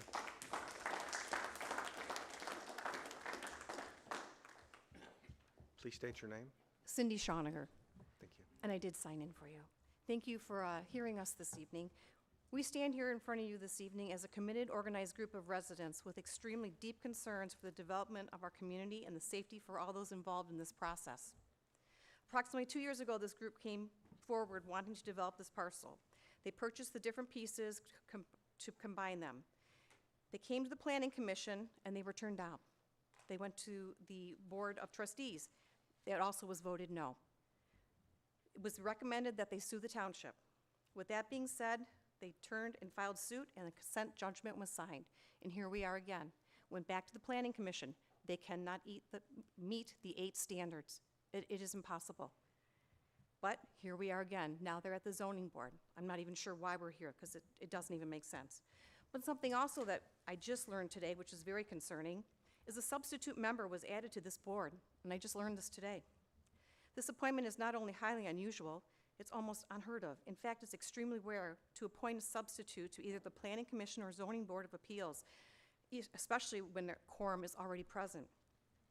This board, for the sake of fairness and transparency, this substitute member, Mr. Husek, is set tonight as a substitute fill-in. We respectfully ask Mr. Husek also to recuse himself of this vote. He has not been here before, and again, this was very rushed, and I just learned of it today. Also, I do believe Mr. Johnson, with his relationship to this whole group, needs to recuse himself also. Thank you very much. Thank you for your comments. I just signed in. I live on Bates Road. The traffic, 4,000 cars. Please state your name. Wayne Nemeth on Bates Road. Thank you. So 4,000 cars, 2 at a time on a truck. That means in and out. So that's going to be double the number. The screening, we're talking about pole barn sided wall with barbed wire on top. Who wants that next to their house? You want to drive home from work and that's what you're going to pass by. That really makes it seem like a junkyard. So it's going to be screened with trees. With that 8-foot tall fence, what kind of trees are going to be there? What happens when 3 of them die and they're just sitting there dead, dried up, and fall? What kind of maintenance is there going to be for it to fill in like the applicants stated? Now, junk cars in the middle of the night, somebody's going to drop a junk car off. It's going to be on the side of the road. So when the forklift comes out in the morning to pick it up and haul it in, and some bolts or muffler or small parts fall off of it, who's going to come out and clean that up on the road? Are the residents going to pick it up on their tires? That's all I've got to say. I just hope that the board votes with the residents in mind.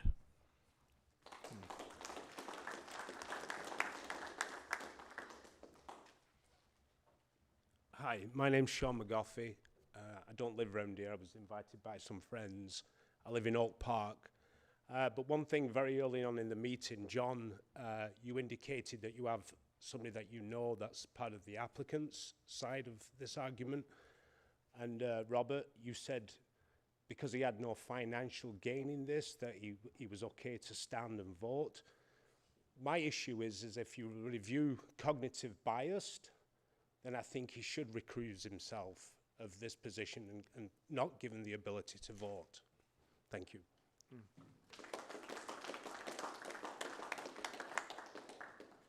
Would anyone else care to speak?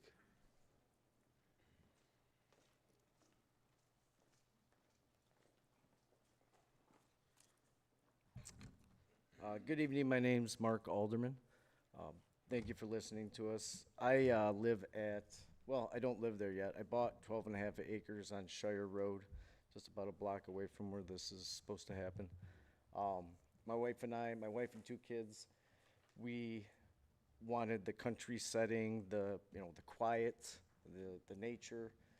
That's why we bought the 12 and a half acres. I could tell you if we knew this was a plan or this was already there, we would have just drove right by it. There's no way we would have purchased it, because I'm also in the auto industry.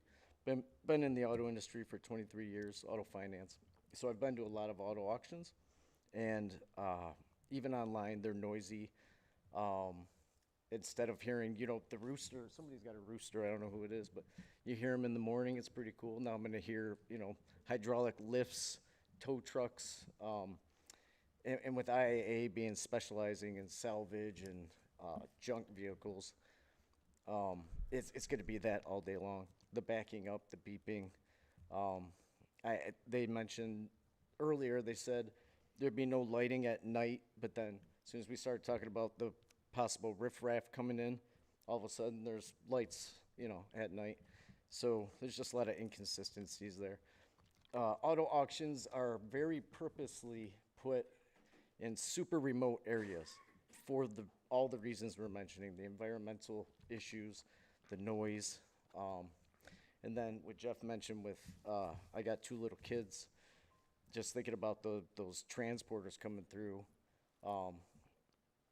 school buses, everything going by, kids, all the neighborhoods that are starting to pop up. And then also those transporters, they have a trouble staying on like a certain day schedule.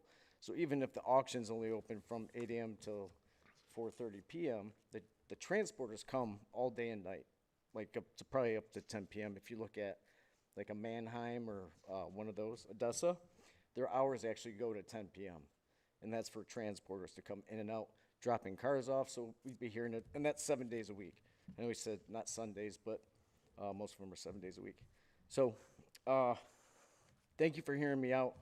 That's just from a person that is really hoping to build there. I got all the stakes going, but this could definitely change my mind on that, just based on the issues that could happen. So thank you. Thank you for your comments.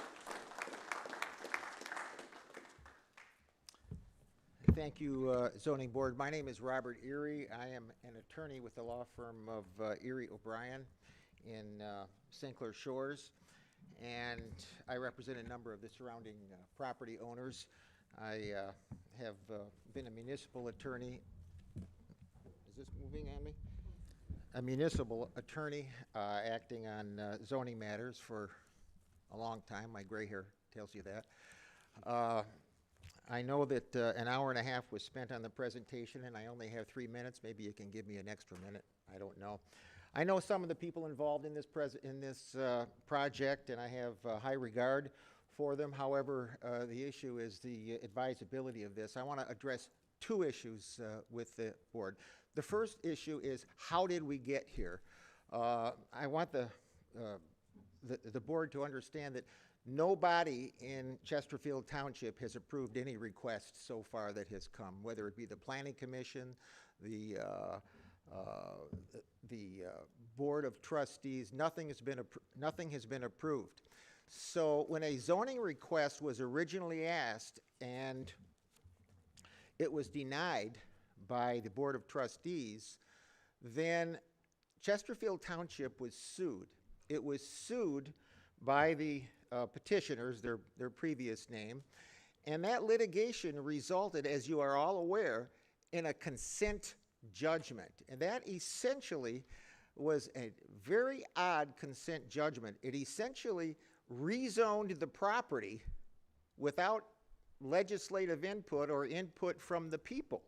What it did was, it said, well, listen, we're not technically allowed to rezone property with a consent judgment, so here's what we're going to do. We're not going to rezone the property. It's going to stay M1, but we're going to allow the petitioner, the plaintiff, to do whatever is allowed in M2. That's a very, very odd consent judgment. But the consent judgment said, however, petitioners, we want you to know there's going to be some conditions. Here's what it reads. Here's what the consent judgment reads. All permitted and special land uses set forth in M2 general manufacturing zoning district shall be allowed on the real estate subject to plaintiff's compliance with all the terms and conditions of such uses in the zoning ordinance, including but not limited to planning commission approval. There has been no planning commission approval. So no matter what this board does, quite frankly, even if it approves this project, that doesn't equal planning commission approval. It may be ZBA approval, but not planning commission approval. This consent judgment essentially took this zoning issue away from the zoning board. Now, if the zoning board disagrees with me. You're at your 3 minutes. I'm at my 3 minutes? You're at your 3 minutes. All How right. many people are you representing here? Several of the, you know, I guess they can Okay. raise their hand. If you can. Can I just have one more if minute you and then can- I'll be done? If you can promise me that you're speaking for them and that they will not come up after this, I will let you have their time, if that's. I'd like to just essentially addressing one of the issues I had. I did. Sure, so I'm going to grant you more time. Thank you. I appreciate the consideration. The second matter, so what I'm indicating in that first one is that consent judgment, which is about a year old, said the only way a special land use can be approved by these petitioners is if they get planning commission approval. So no matter what this board does tonight, that does not equal planning commission approval. Secondly, looking at the merits of the case, if you disagree with me on that particular issue, if your legal counsel does, who I've known for many, many years and have high regard for,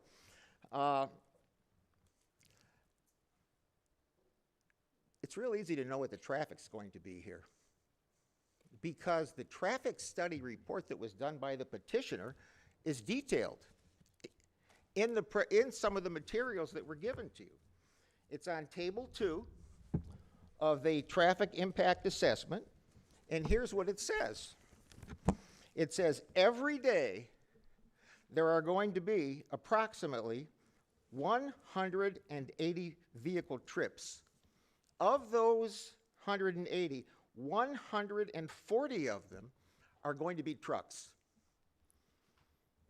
That's 1,000 trucks, 1,000 vehicles rather, coming to and from this entity.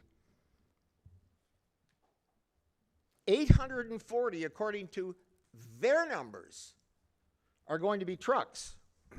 Now they can say 2 vehicle, 4 vehicle, and they're only going to use this route. I've had 100 of these kinds of issues. Nobody knows what route they're going to take. They come from here, the north, the south, the east, and the west to get to where they're going. 840 trucks a week. For 6 days, it comes to 100 to 120 a day. Approximately, not 5 an hour, as was said, about 10 an hour, or 1 every 6 minutes for the 10 hours that they said they will be open. Why do you think these billboards say, call me, Mike Morris, if you have a truck accident? Because trucks are dangerous. They cause serious injuries. 4,000 to 13,000 vehicles. Now, I'm not going to address every section, but the Planning Commission, in looking at this, said the petitioner failed on every single one of the 8 factors, and the Planning Commission was unanimous. Not one single commissioner indicated that the petitioner meets even one of the conditions. But the conditions, I'm not going to go over them, except one. The chair, reference number 3. I suggest it is virtually impossible for the ZBA to find that this petitioner meets number 3. Here's what it reads. The proposed use shall be designed as to location, size, intensity, site layout, and periods of operation on any such proposed use to eliminate. Mitigate, as what was said, that was the word the petitioner used, mitigate. No, that doesn't count. It doesn't work. It doesn't satisfy. To eliminate any, most, some, a bunch, no, any possible nuisance emanating therefrom which might, meaning potentially, could be noxious to the occupants or other nearby uses. Doesn't say it has to be residential, the nearby use. Doesn't say it has to be X, Y, or Z. It says any nearby use permitted, whether by reason of dust, noise, fumes, vibration, smoke, or lights. It is virtually impossible for big trucks coming every 6 minutes not to create dust, noise, fumes, vibration, smoke, and lights. I won't go over all the other ones. Planning Commission had it right. Their notes were thorough and well thought out. And may I suggest that the ZBA adopt the determination of the Planning Commission, at least in terms of their rationale, because I think their rationale was both sophisticated and correct, and vote no on this particular petition for the Bates Road project. Thank you. Thank you.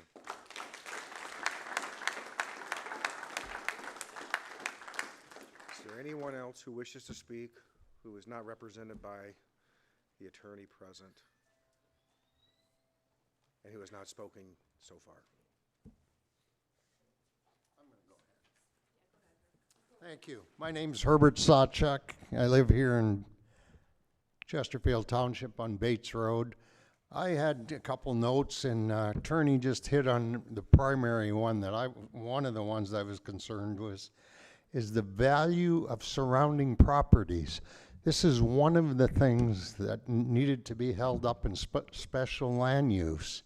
And there's no way, despite us calling it an car auction center, whatever, when a real estate agent drives by with a couple tentative people and they see cars, everybody's going to know or call it a junkyard or something similar. Talking to realtors and one appraiser, I was told that the value of surrounding properties probably are down 20 to 40%, depending on what the site ends up looking like. We saw some wonderful drawings and they were dressed up in that. But I think your zoning board, they spent a lot of time on this.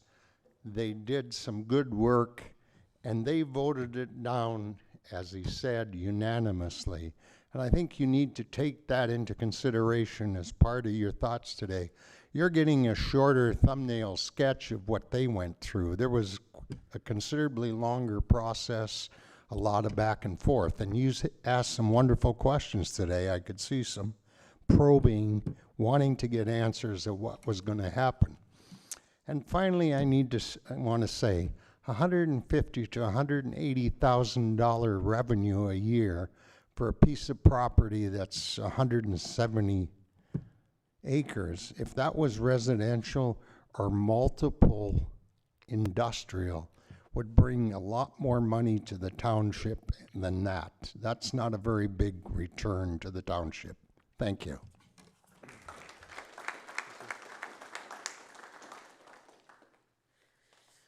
Megan Schoniger, 28057 Hagen Road. Good evening. Just would like to say real quick, a little quick search with AI. IAA has faced several environmental lawsuits and investigations related to the contamination at their auction yards.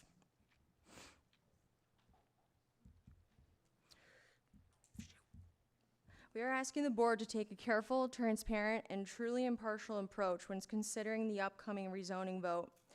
This issue goes far beyond just land use. It affects the character of our community, the health of our environment, and importantly, the public's trust in the process. That trust is being seriously tested. Specifically, we are deeply concerned about Mr. John Johnson's expected participation in this vote. Mr. Johnson has a controversial political history. He also played a founding role in the Southeastern Macomb Chamber of Commerce, which has hosted fundraisers for individuals who are now promoting the very rezoning proposal. That connection raises real questions about potential conflicts of interest.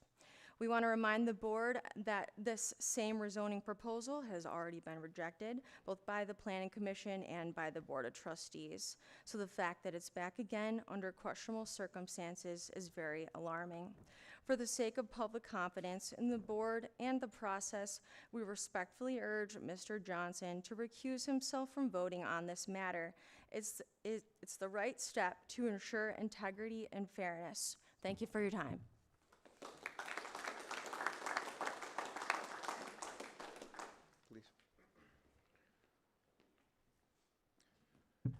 Trevor Schaefer. I live on Bates Road, just north of 25 miles. I don't think there's much to say that hasn't been said already over the last several months and even years now since this special land usage was first proposed.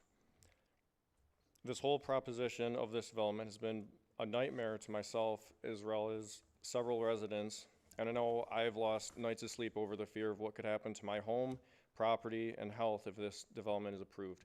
I own residential property that's adjacent to this. If you notice the cutout in their lower left corner, I own residential property that they want to build a berm on 3 sides with their fence, directing rainwater and whatever else into my property that I own that's going to exceed the expectations of my septic system, pollute my well water that I live off of, and other things that, we don't even know what's going to happen. I hope you take into consideration the statements made at the April 1st meeting by the Planning Commission as to why this does not meet even one of the 8 requirements for the special land usage and why it's wrong for our area. When I bought my home just over 5 years ago, I never would have imagined a development like this could have even been considered as an option, let alone make it this far and repeatedly in front of multiple boards. I was pretty proud to be able to buy a home and a barn at 24 years old, and if this becomes a reality, it will absolutely crush the hard work, time, and money I've invested in maintaining and restoring my 1800s farmhouse over the last 5 years. They claim this won't be visible to people driving up and down Bates Road, but what about the people that live on this road? I have a 2nd-story house. My 2nd-story windows are going to look right into these cars and have light pollution in my home. Like I said, I have adjacent property to this 150 acres. I urge you to listen to the concerns of myself and the other residents of this area and the statements made by the Planning Commission. Thank you.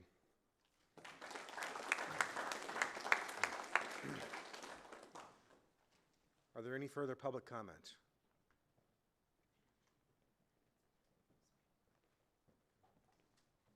Please state your name and address. Kenneth Spurlock, I live at 53780 Bates Road.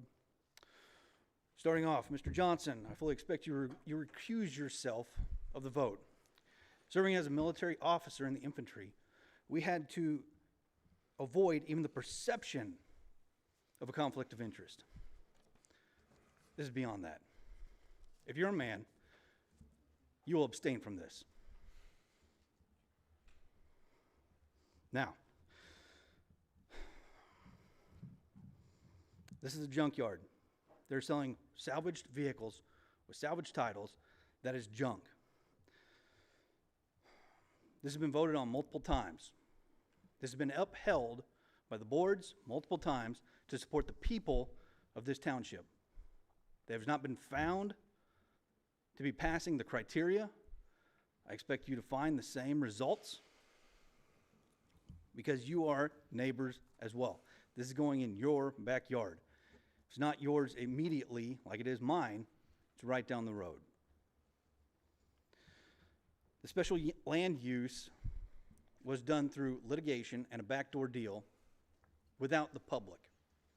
This was dirty. And again, he threatens even more. If you want this to work and not go back into litigation, so he's already threatening. This is obnoxious. We should not be kowtowing to a threat of a lawsuit. They don't meet the criteria. They're not wanted by the populace. They're obnoxious to the boards, disrespectful to the people. This is not something we want in our community. I fully believe that you will make the right decision.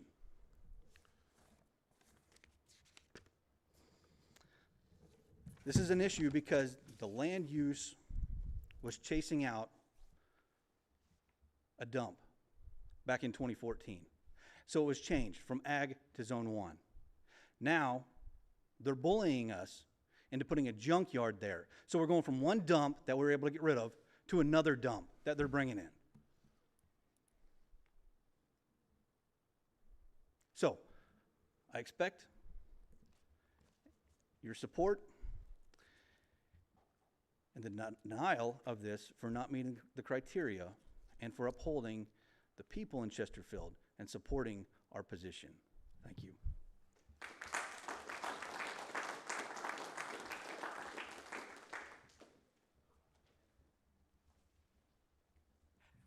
My name's Sandra Lindenbrink. I live on Bates Road. The second phase of this operation will be across from my house. I will be looking at it all the time. People complain about, well, we hear a train. I would much rather hear a train 2 times a day than beeping 7 times a day, 10 hours a day. And you've got 13,000 cars, but you have one high-low moving them? There is no possible way that's going to be happening. Number 2, last time they said some cars sit there over a year if they can't get rid of them. Now they're saying, oh no, they're only here 3 to 6 months and they leave. So what happened with over a year to this little point of time? Also, nobody's addressed that I understand is what happens if one of these cars catch on fire? There's still gas in them, because an accident on the front end doesn't mean the gas tank's going to be emptied out on the back end. So if one car catches on fire, how long before 5 cars are exploding before the fire department gets there? And now we're on fields of which right now is all winter wheat growing that they're pulling down because, you know, we don't care about agriculture. But we have all winter wheat in these fields that they're buying. But we're going to tear this down, and what happens if 7 cars explode before the fire department comes? Because there's gas in them. Also, how long until they can get used to the railroad track? For some reason, they want all this land against the railroad track. Nobody's talking about that. So anybody can come in along the railroad track, walk onto their property. Now we have all this theft out in our neighborhoods that we've never had before. I lived there over 50 years. We've never I don't know anybody that's had break-ins. I've never had a break-in in my whole life. And when we were younger, we never locked our doors. But now, there's no way you got to lock everything up if we start doing this. Thank you very much. Thank you. Is there anyone else who would like to address the board?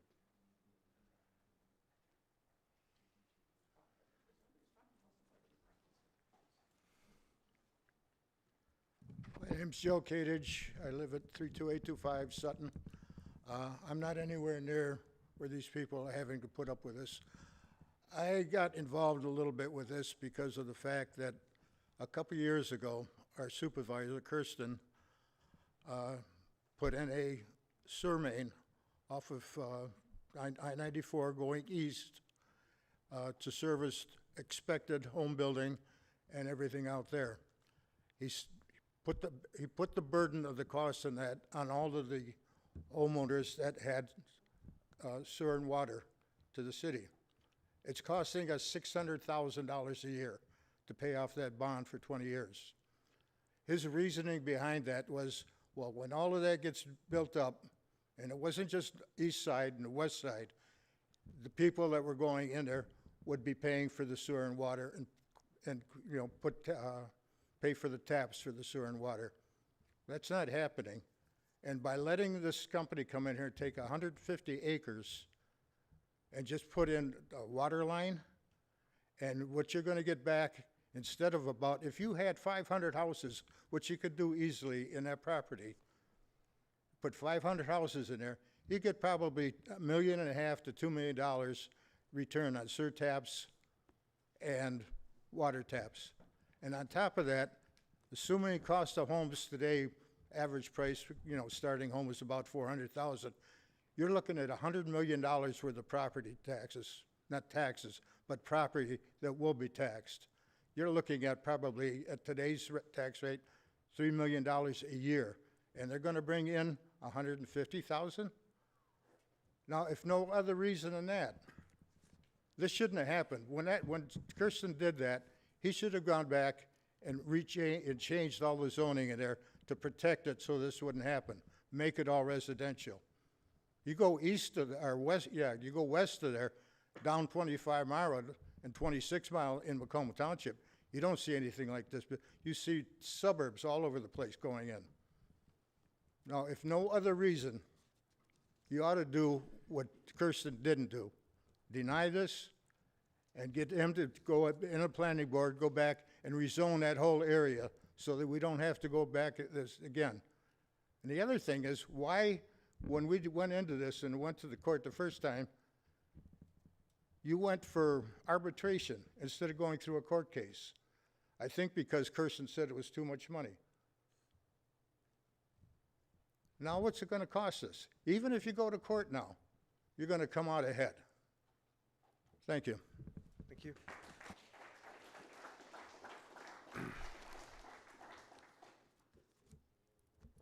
Would anyone else like to speak to the board from the public?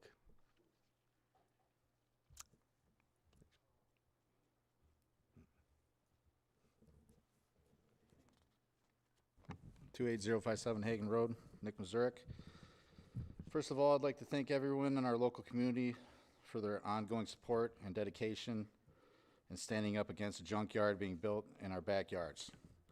The Planning Commission already turned this down, saying IAA auto auction failed to meet any of the criteria to continue this nuisance in our community. Strange that we're even here considering this at all right now at zoning. We have over 1,000 signed petitions against this among our Chesterfield residents. I'm looking to this board to stand with us, the people that voted for you, to support this. That's all I have to say. Thank you. My name is Elise Piantieri. I live on 28125 Hagen Road. Just a gentle reminder that these people behind me, some of them have spent 30 years paying off a mortgage. Their property values are going to go down. Many of these people have kids. I don't know if you guys have gone down that road, but there's a lot of people that are biking, walking, jogging. I know nothing ever stays the same, but the fact that this is even a discussion where that isn't a residential road is kind of a sick joke. It's residential. People take their dogs on walks. I take my kid on a walk. Most of us use well water. There is a significant amount of impact that it has on the residents. So I'd just like that to be taken into consideration. I know that there's money involved. It kind of sounds like this is a backdoor deal. So I'd just like that to be a consideration when you guys are voting and looking at this, that we're people, we've worked hard to get where we are. We care about our kids, we care about our well water, we care that it's not toxic. And this is gonna make a huge impact on us. So just something to consider.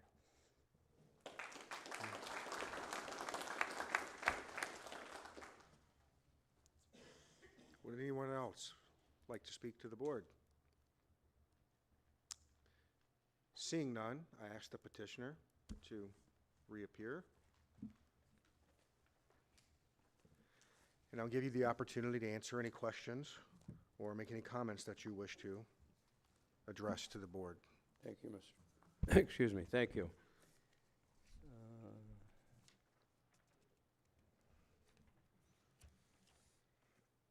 If the traffic generated was 150 trucks a day, to me, that's clearly within the norm of an industrial facility. Or whether you had one building there, which would be significantly large, or you had multiple buildings like are in other industrial parks in Chesterfield. So the updated road would clearly accommodate that traffic. Mr. Erie made some comments with reference to the consent judgment that governs this property. The property owner's right to appellate review through the ZBA or through the court or through some other process is not precluded by the consent judgment. We're going through the normal procedural process, and that's why we're here. And he can claim that it's unusual, but when you have a consent judgment, you don't necessarily lose your procedural due process rights.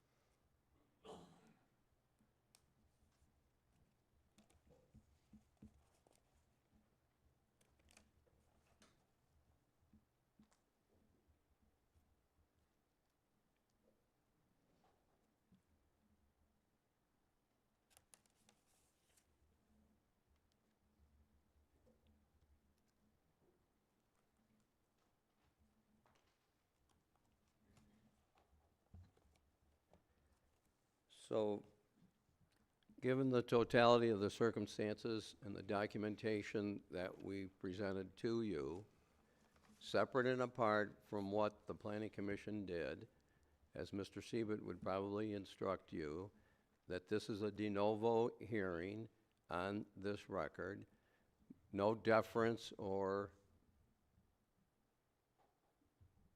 positive aspect should be taken from what the Planning Commission did or didn't do. This is a new determination. We think we've met the criteria.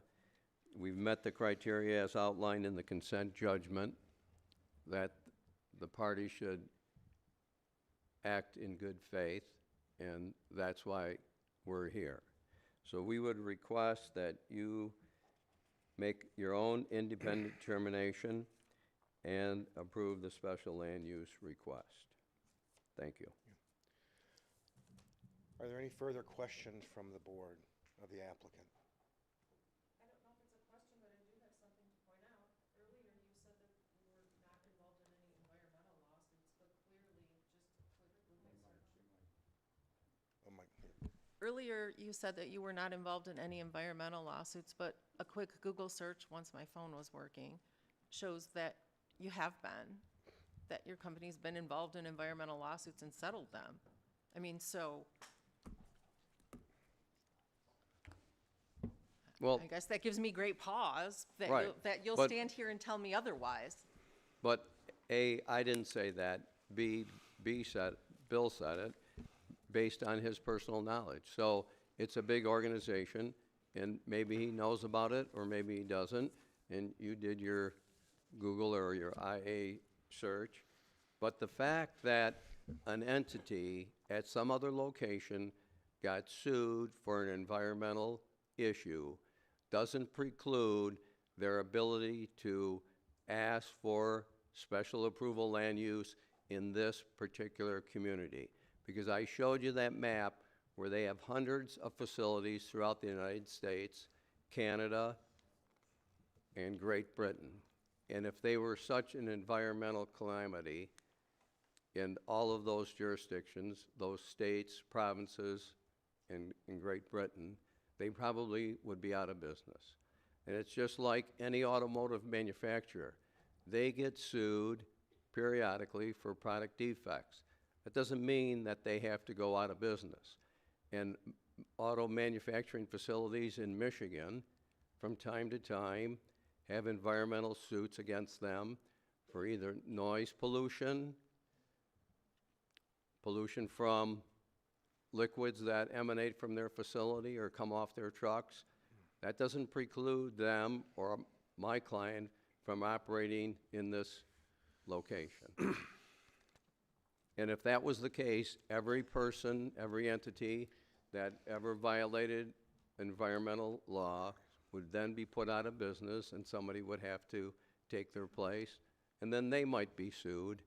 And the fact that a party gets sued doesn't mean that the other party's correct, and often people resolve by way of a consent judgment, like what took place in this matter.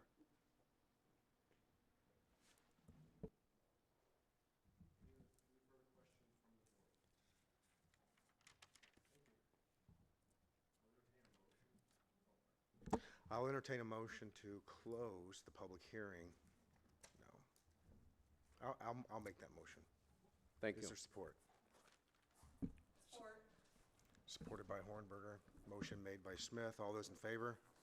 Aye. Aye. Opposed, same sign. Okay, so now we get to the portion where we bring it back to the board, and we're going to have, if you wish, of consideration and a motion. Feel free to share any thoughts that you have regarding this prior to a motion maker. Can I ask a question to council?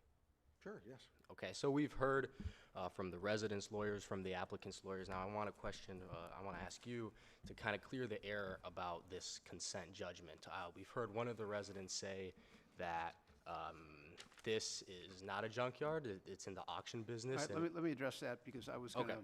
gonna talk about that anyway. The application that they submitted for special land use approval was submitting it under the premise that they're a junkyard. That's the argument that they're making. For them now to, and I'm speaking about the applicant, for the applicant now to come to the Zoning Board of Appeals after having been before the Planning Commission seeking special land use approval for a junkyard, and now coming to the Zoning Board of Appeals and saying, well, you know what, we're not a junkyard and we can operate this business as a matter of right, and you don't have jurisdiction to even hear this case. Number one, they've waived that argument. Under the Michigan Township Zoning Enabling Act, there is a specific set of provisions that deal with the powers of the Zoning Board of Appeals. And one of the powers of the Zoning Board of Appeals, and since we're making a record, is MCL 125.3604, subparagraph 5, and it gives the Zoning Board of Appeals the ability to interpret the zoning ordinance. You have that power. So had the applicant thought that they had the absolute right to operate this business as a matter of right, without any special land use approval whatsoever, and took issue either with your consultant or with your planning director, they could have said, we're not going to the Planning Commission. We're going to go directly to the Zoning Board of Appeals, and we're going to get an interpretation from the Zoning Board of Appeals as to what we are. They didn't do that. They waived that right. They went to the Planning Commission, they sought special land use approval, and the appeal that they filed is pursuant to your township zoning ordinance, which says if you are a party who is dissatisfied with a Planning Commission decision that was adverse to you, you can appeal it, and that's what they're doing. So to come in now, it's too late. That ship has sailed, and they have waived that, and I have no issue defending that in court at all. That's a loser for them. Thank you, thank you. Okay, and then I also want to address the comment that the resident's attorney made that said if we approve this petition, that doesn't allow the developer to do anything. Is that true? What would be the result of if we approve this petition? Okay. If the Zoning Board of Appeals, in considering the evidence that was presented by the applicant, the comments from members of the public, the comments that were made by several or more than several members of the public's attorney, after evaluating all of that evidence, you then take that evidence and you compare it to the 8 standards in the zoning ordinance, and under the terms of your zoning ordinance, you must find affirmatively on each and every one of the 8 issues. If you conclude that the applicant has satisfied all 8 of the standards, then the use will be deemed permitted. Many of the issues that were raised by the applicant tonight had nothing to do with special land use approval. It had to do with site plan approval, and this body does not have the ability to deal with site plans. So if you approved it, they would then go back to the Planning Commission for site plan approval. The Planning Commission would be instructed that the Zoning Board of Appeals has taken a different position than you have. They've approved the special land use. You, Planning Commission, now must look at the special land use that's proposed, and you will, based on this criteria in the ordinance, you'll determine what the setbacks are, how high the green belt's got to be, et cetera, okay? Thank you.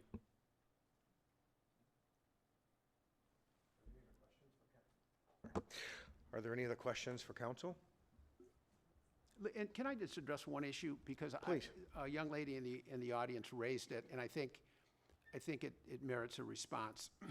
And that deals with the fact that Mr. Hustick is at this meeting tonight, and he was only recently appointed last night at the Township Board meeting, and it looks to the casual observer as if there's something odd about this. Mr. LaBelle, who is a Planning Commission member, would ordinarily be sitting up here as the Township Board liaison, the Planning Commission's liaison. Township Board appoints him to the Planning Commission.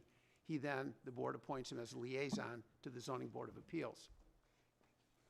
Because Mr. LaBelle participated in the Planning Commission decision on the special land use decision, he would be sitting as an appellate body reviewing his own work here tonight. And the Michigan Zoning Enabling Act specifically provides that a member of the Planning Commission who has voted on an issue that is now before the Zoning Board of Appeals on appeal is statutorily prohibited from participating in any way. So Mr. LaBelle could not have sat here tonight. You would have then had a 6-member Zoning Board of Appeals when your ordinance provides for 7. The statute requires that any action by the Zoning Board of Appeals be by a majority of the membership, and a majority of 7 is 4. So with only 6 present, you'd have to have 4 of 6. Alternates are permitted under the Zoning Enabling Act, and the board did what they should have done. They appointed an alternate immediately to sit in for Mr. LaBelle, which is what the statute requires. And I can attest to the fact that I produced to Mr. Hustick 180 pages of record that you all have, that he's gotten up to speed on since last night at 8 o'clock when he got appointed. So he is well-versed on what the issues are, and quite frankly, it's incumbent on the applicant to make the presentation tonight anyway. Had he reviewed nothing, it wouldn't have made any difference, because the applicant's got to come in tonight anew. But he's had the entire appellate court record. So it's completely proper, and the statute requires it.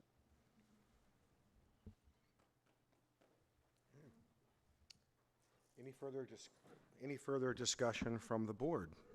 Comments? Meeting of the minds? Or I will make a motion if it's the pleasure of the board to do so. Okay, I'll make that motion. Excuse me? Oh, sorry. I will make the motion then. And this is going to take a little bit. With respect to the special land use application submitted by Bates Road Development Company, the ZBA petition number 2025-05,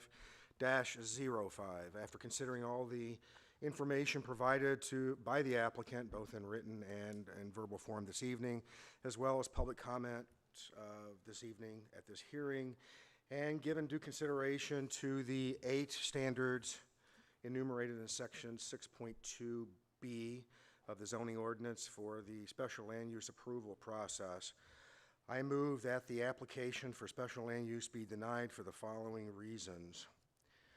I'm going to go through the standards. Standard number 1 reads, the proposed use shall be of such location, size, and character that it will be in harmony with the appropriate and orderly development of the surrounding neighborhood and applicable regulations of the zoning district in which it is to be located.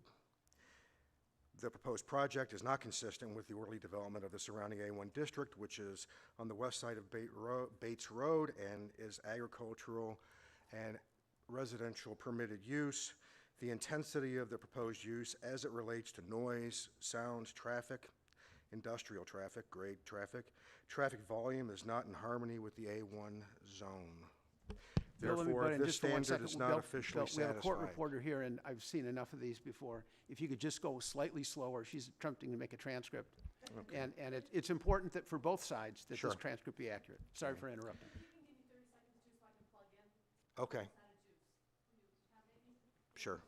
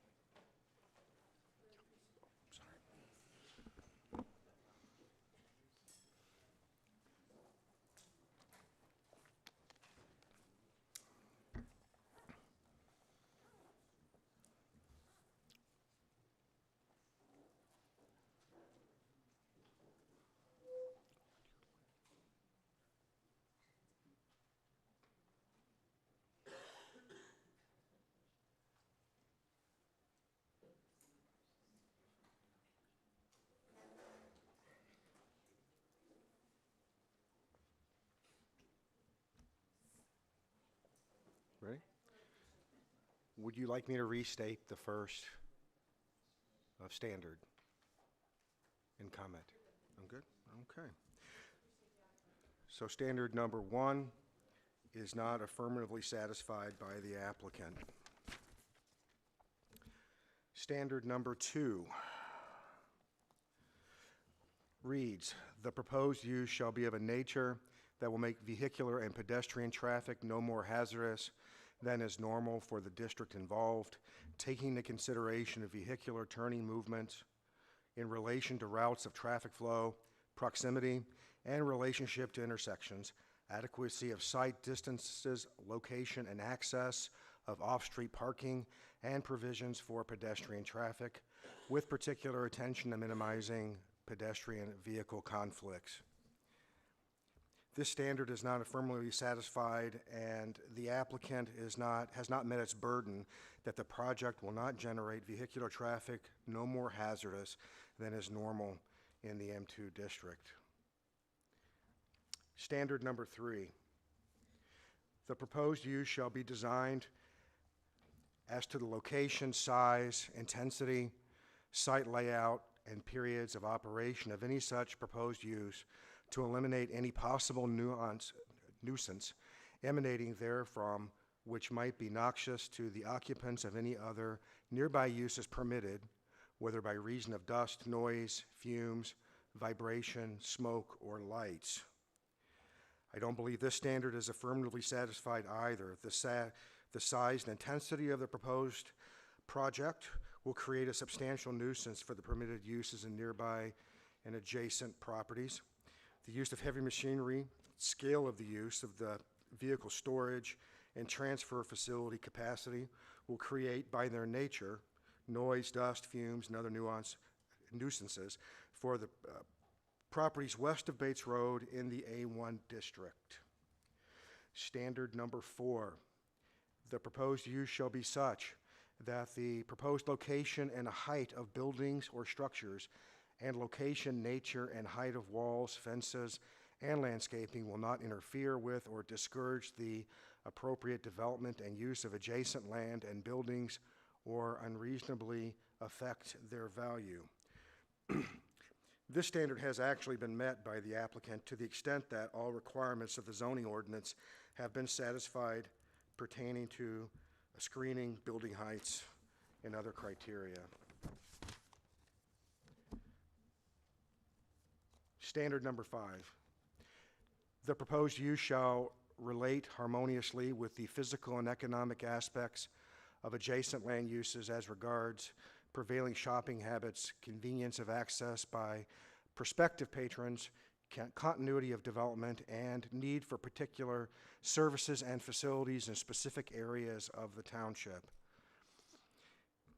The standard has not been affirmatively satisfied. The applicant has failed to provide any evidence that the particular service is in need in the township, nor that there is any relationship at all, harmoniously or otherwise, to the adjacent land uses. Number 6, the proposed use is necessary for the public convenience at the proposed location. Again, note this was not addressed, and the applicant has failed to provide any evidence that this is necessary for public convenience. Standard number 7. The proposed use is so designated, located, planned, and to be operated that the public health, safety, and welfare will be protected. There is no evidence that public welfare is to be protected by the project if approved. Mitigating circumstances, and such as the extension of the water main, is not sufficient, nor does the applicant provide evidence that other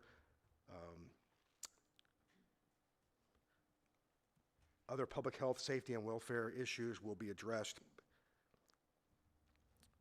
So that standard is not affirmatively satisfied. Number 8, the proposed use shall not cause substantial injury to the value of other property in the vicinity in which it is to be located, and will not be detrimental to existing and/or other permitted land uses in the zoning district. This standard is not affirmatively satisfied, and the applicant has not met its burden, provided no data addressing how, if at all, the values of the surrounding properties would be affected by this, by the granting of a special land use. So I do not believe that burden has been met either. It's for those reasons I have moved to deny the special land use application. Is there a second? So the motion was made by Smith, seconded by Hornberger. We will take a roll call vote. Smith, yes. Hornberger? Yes. Johnson? No. Husnick? Yes. Vinzano? Yes. Tkachuk? Yes. Baroni? Yes. Okay. The motion has passed, and the special land use application has been denied.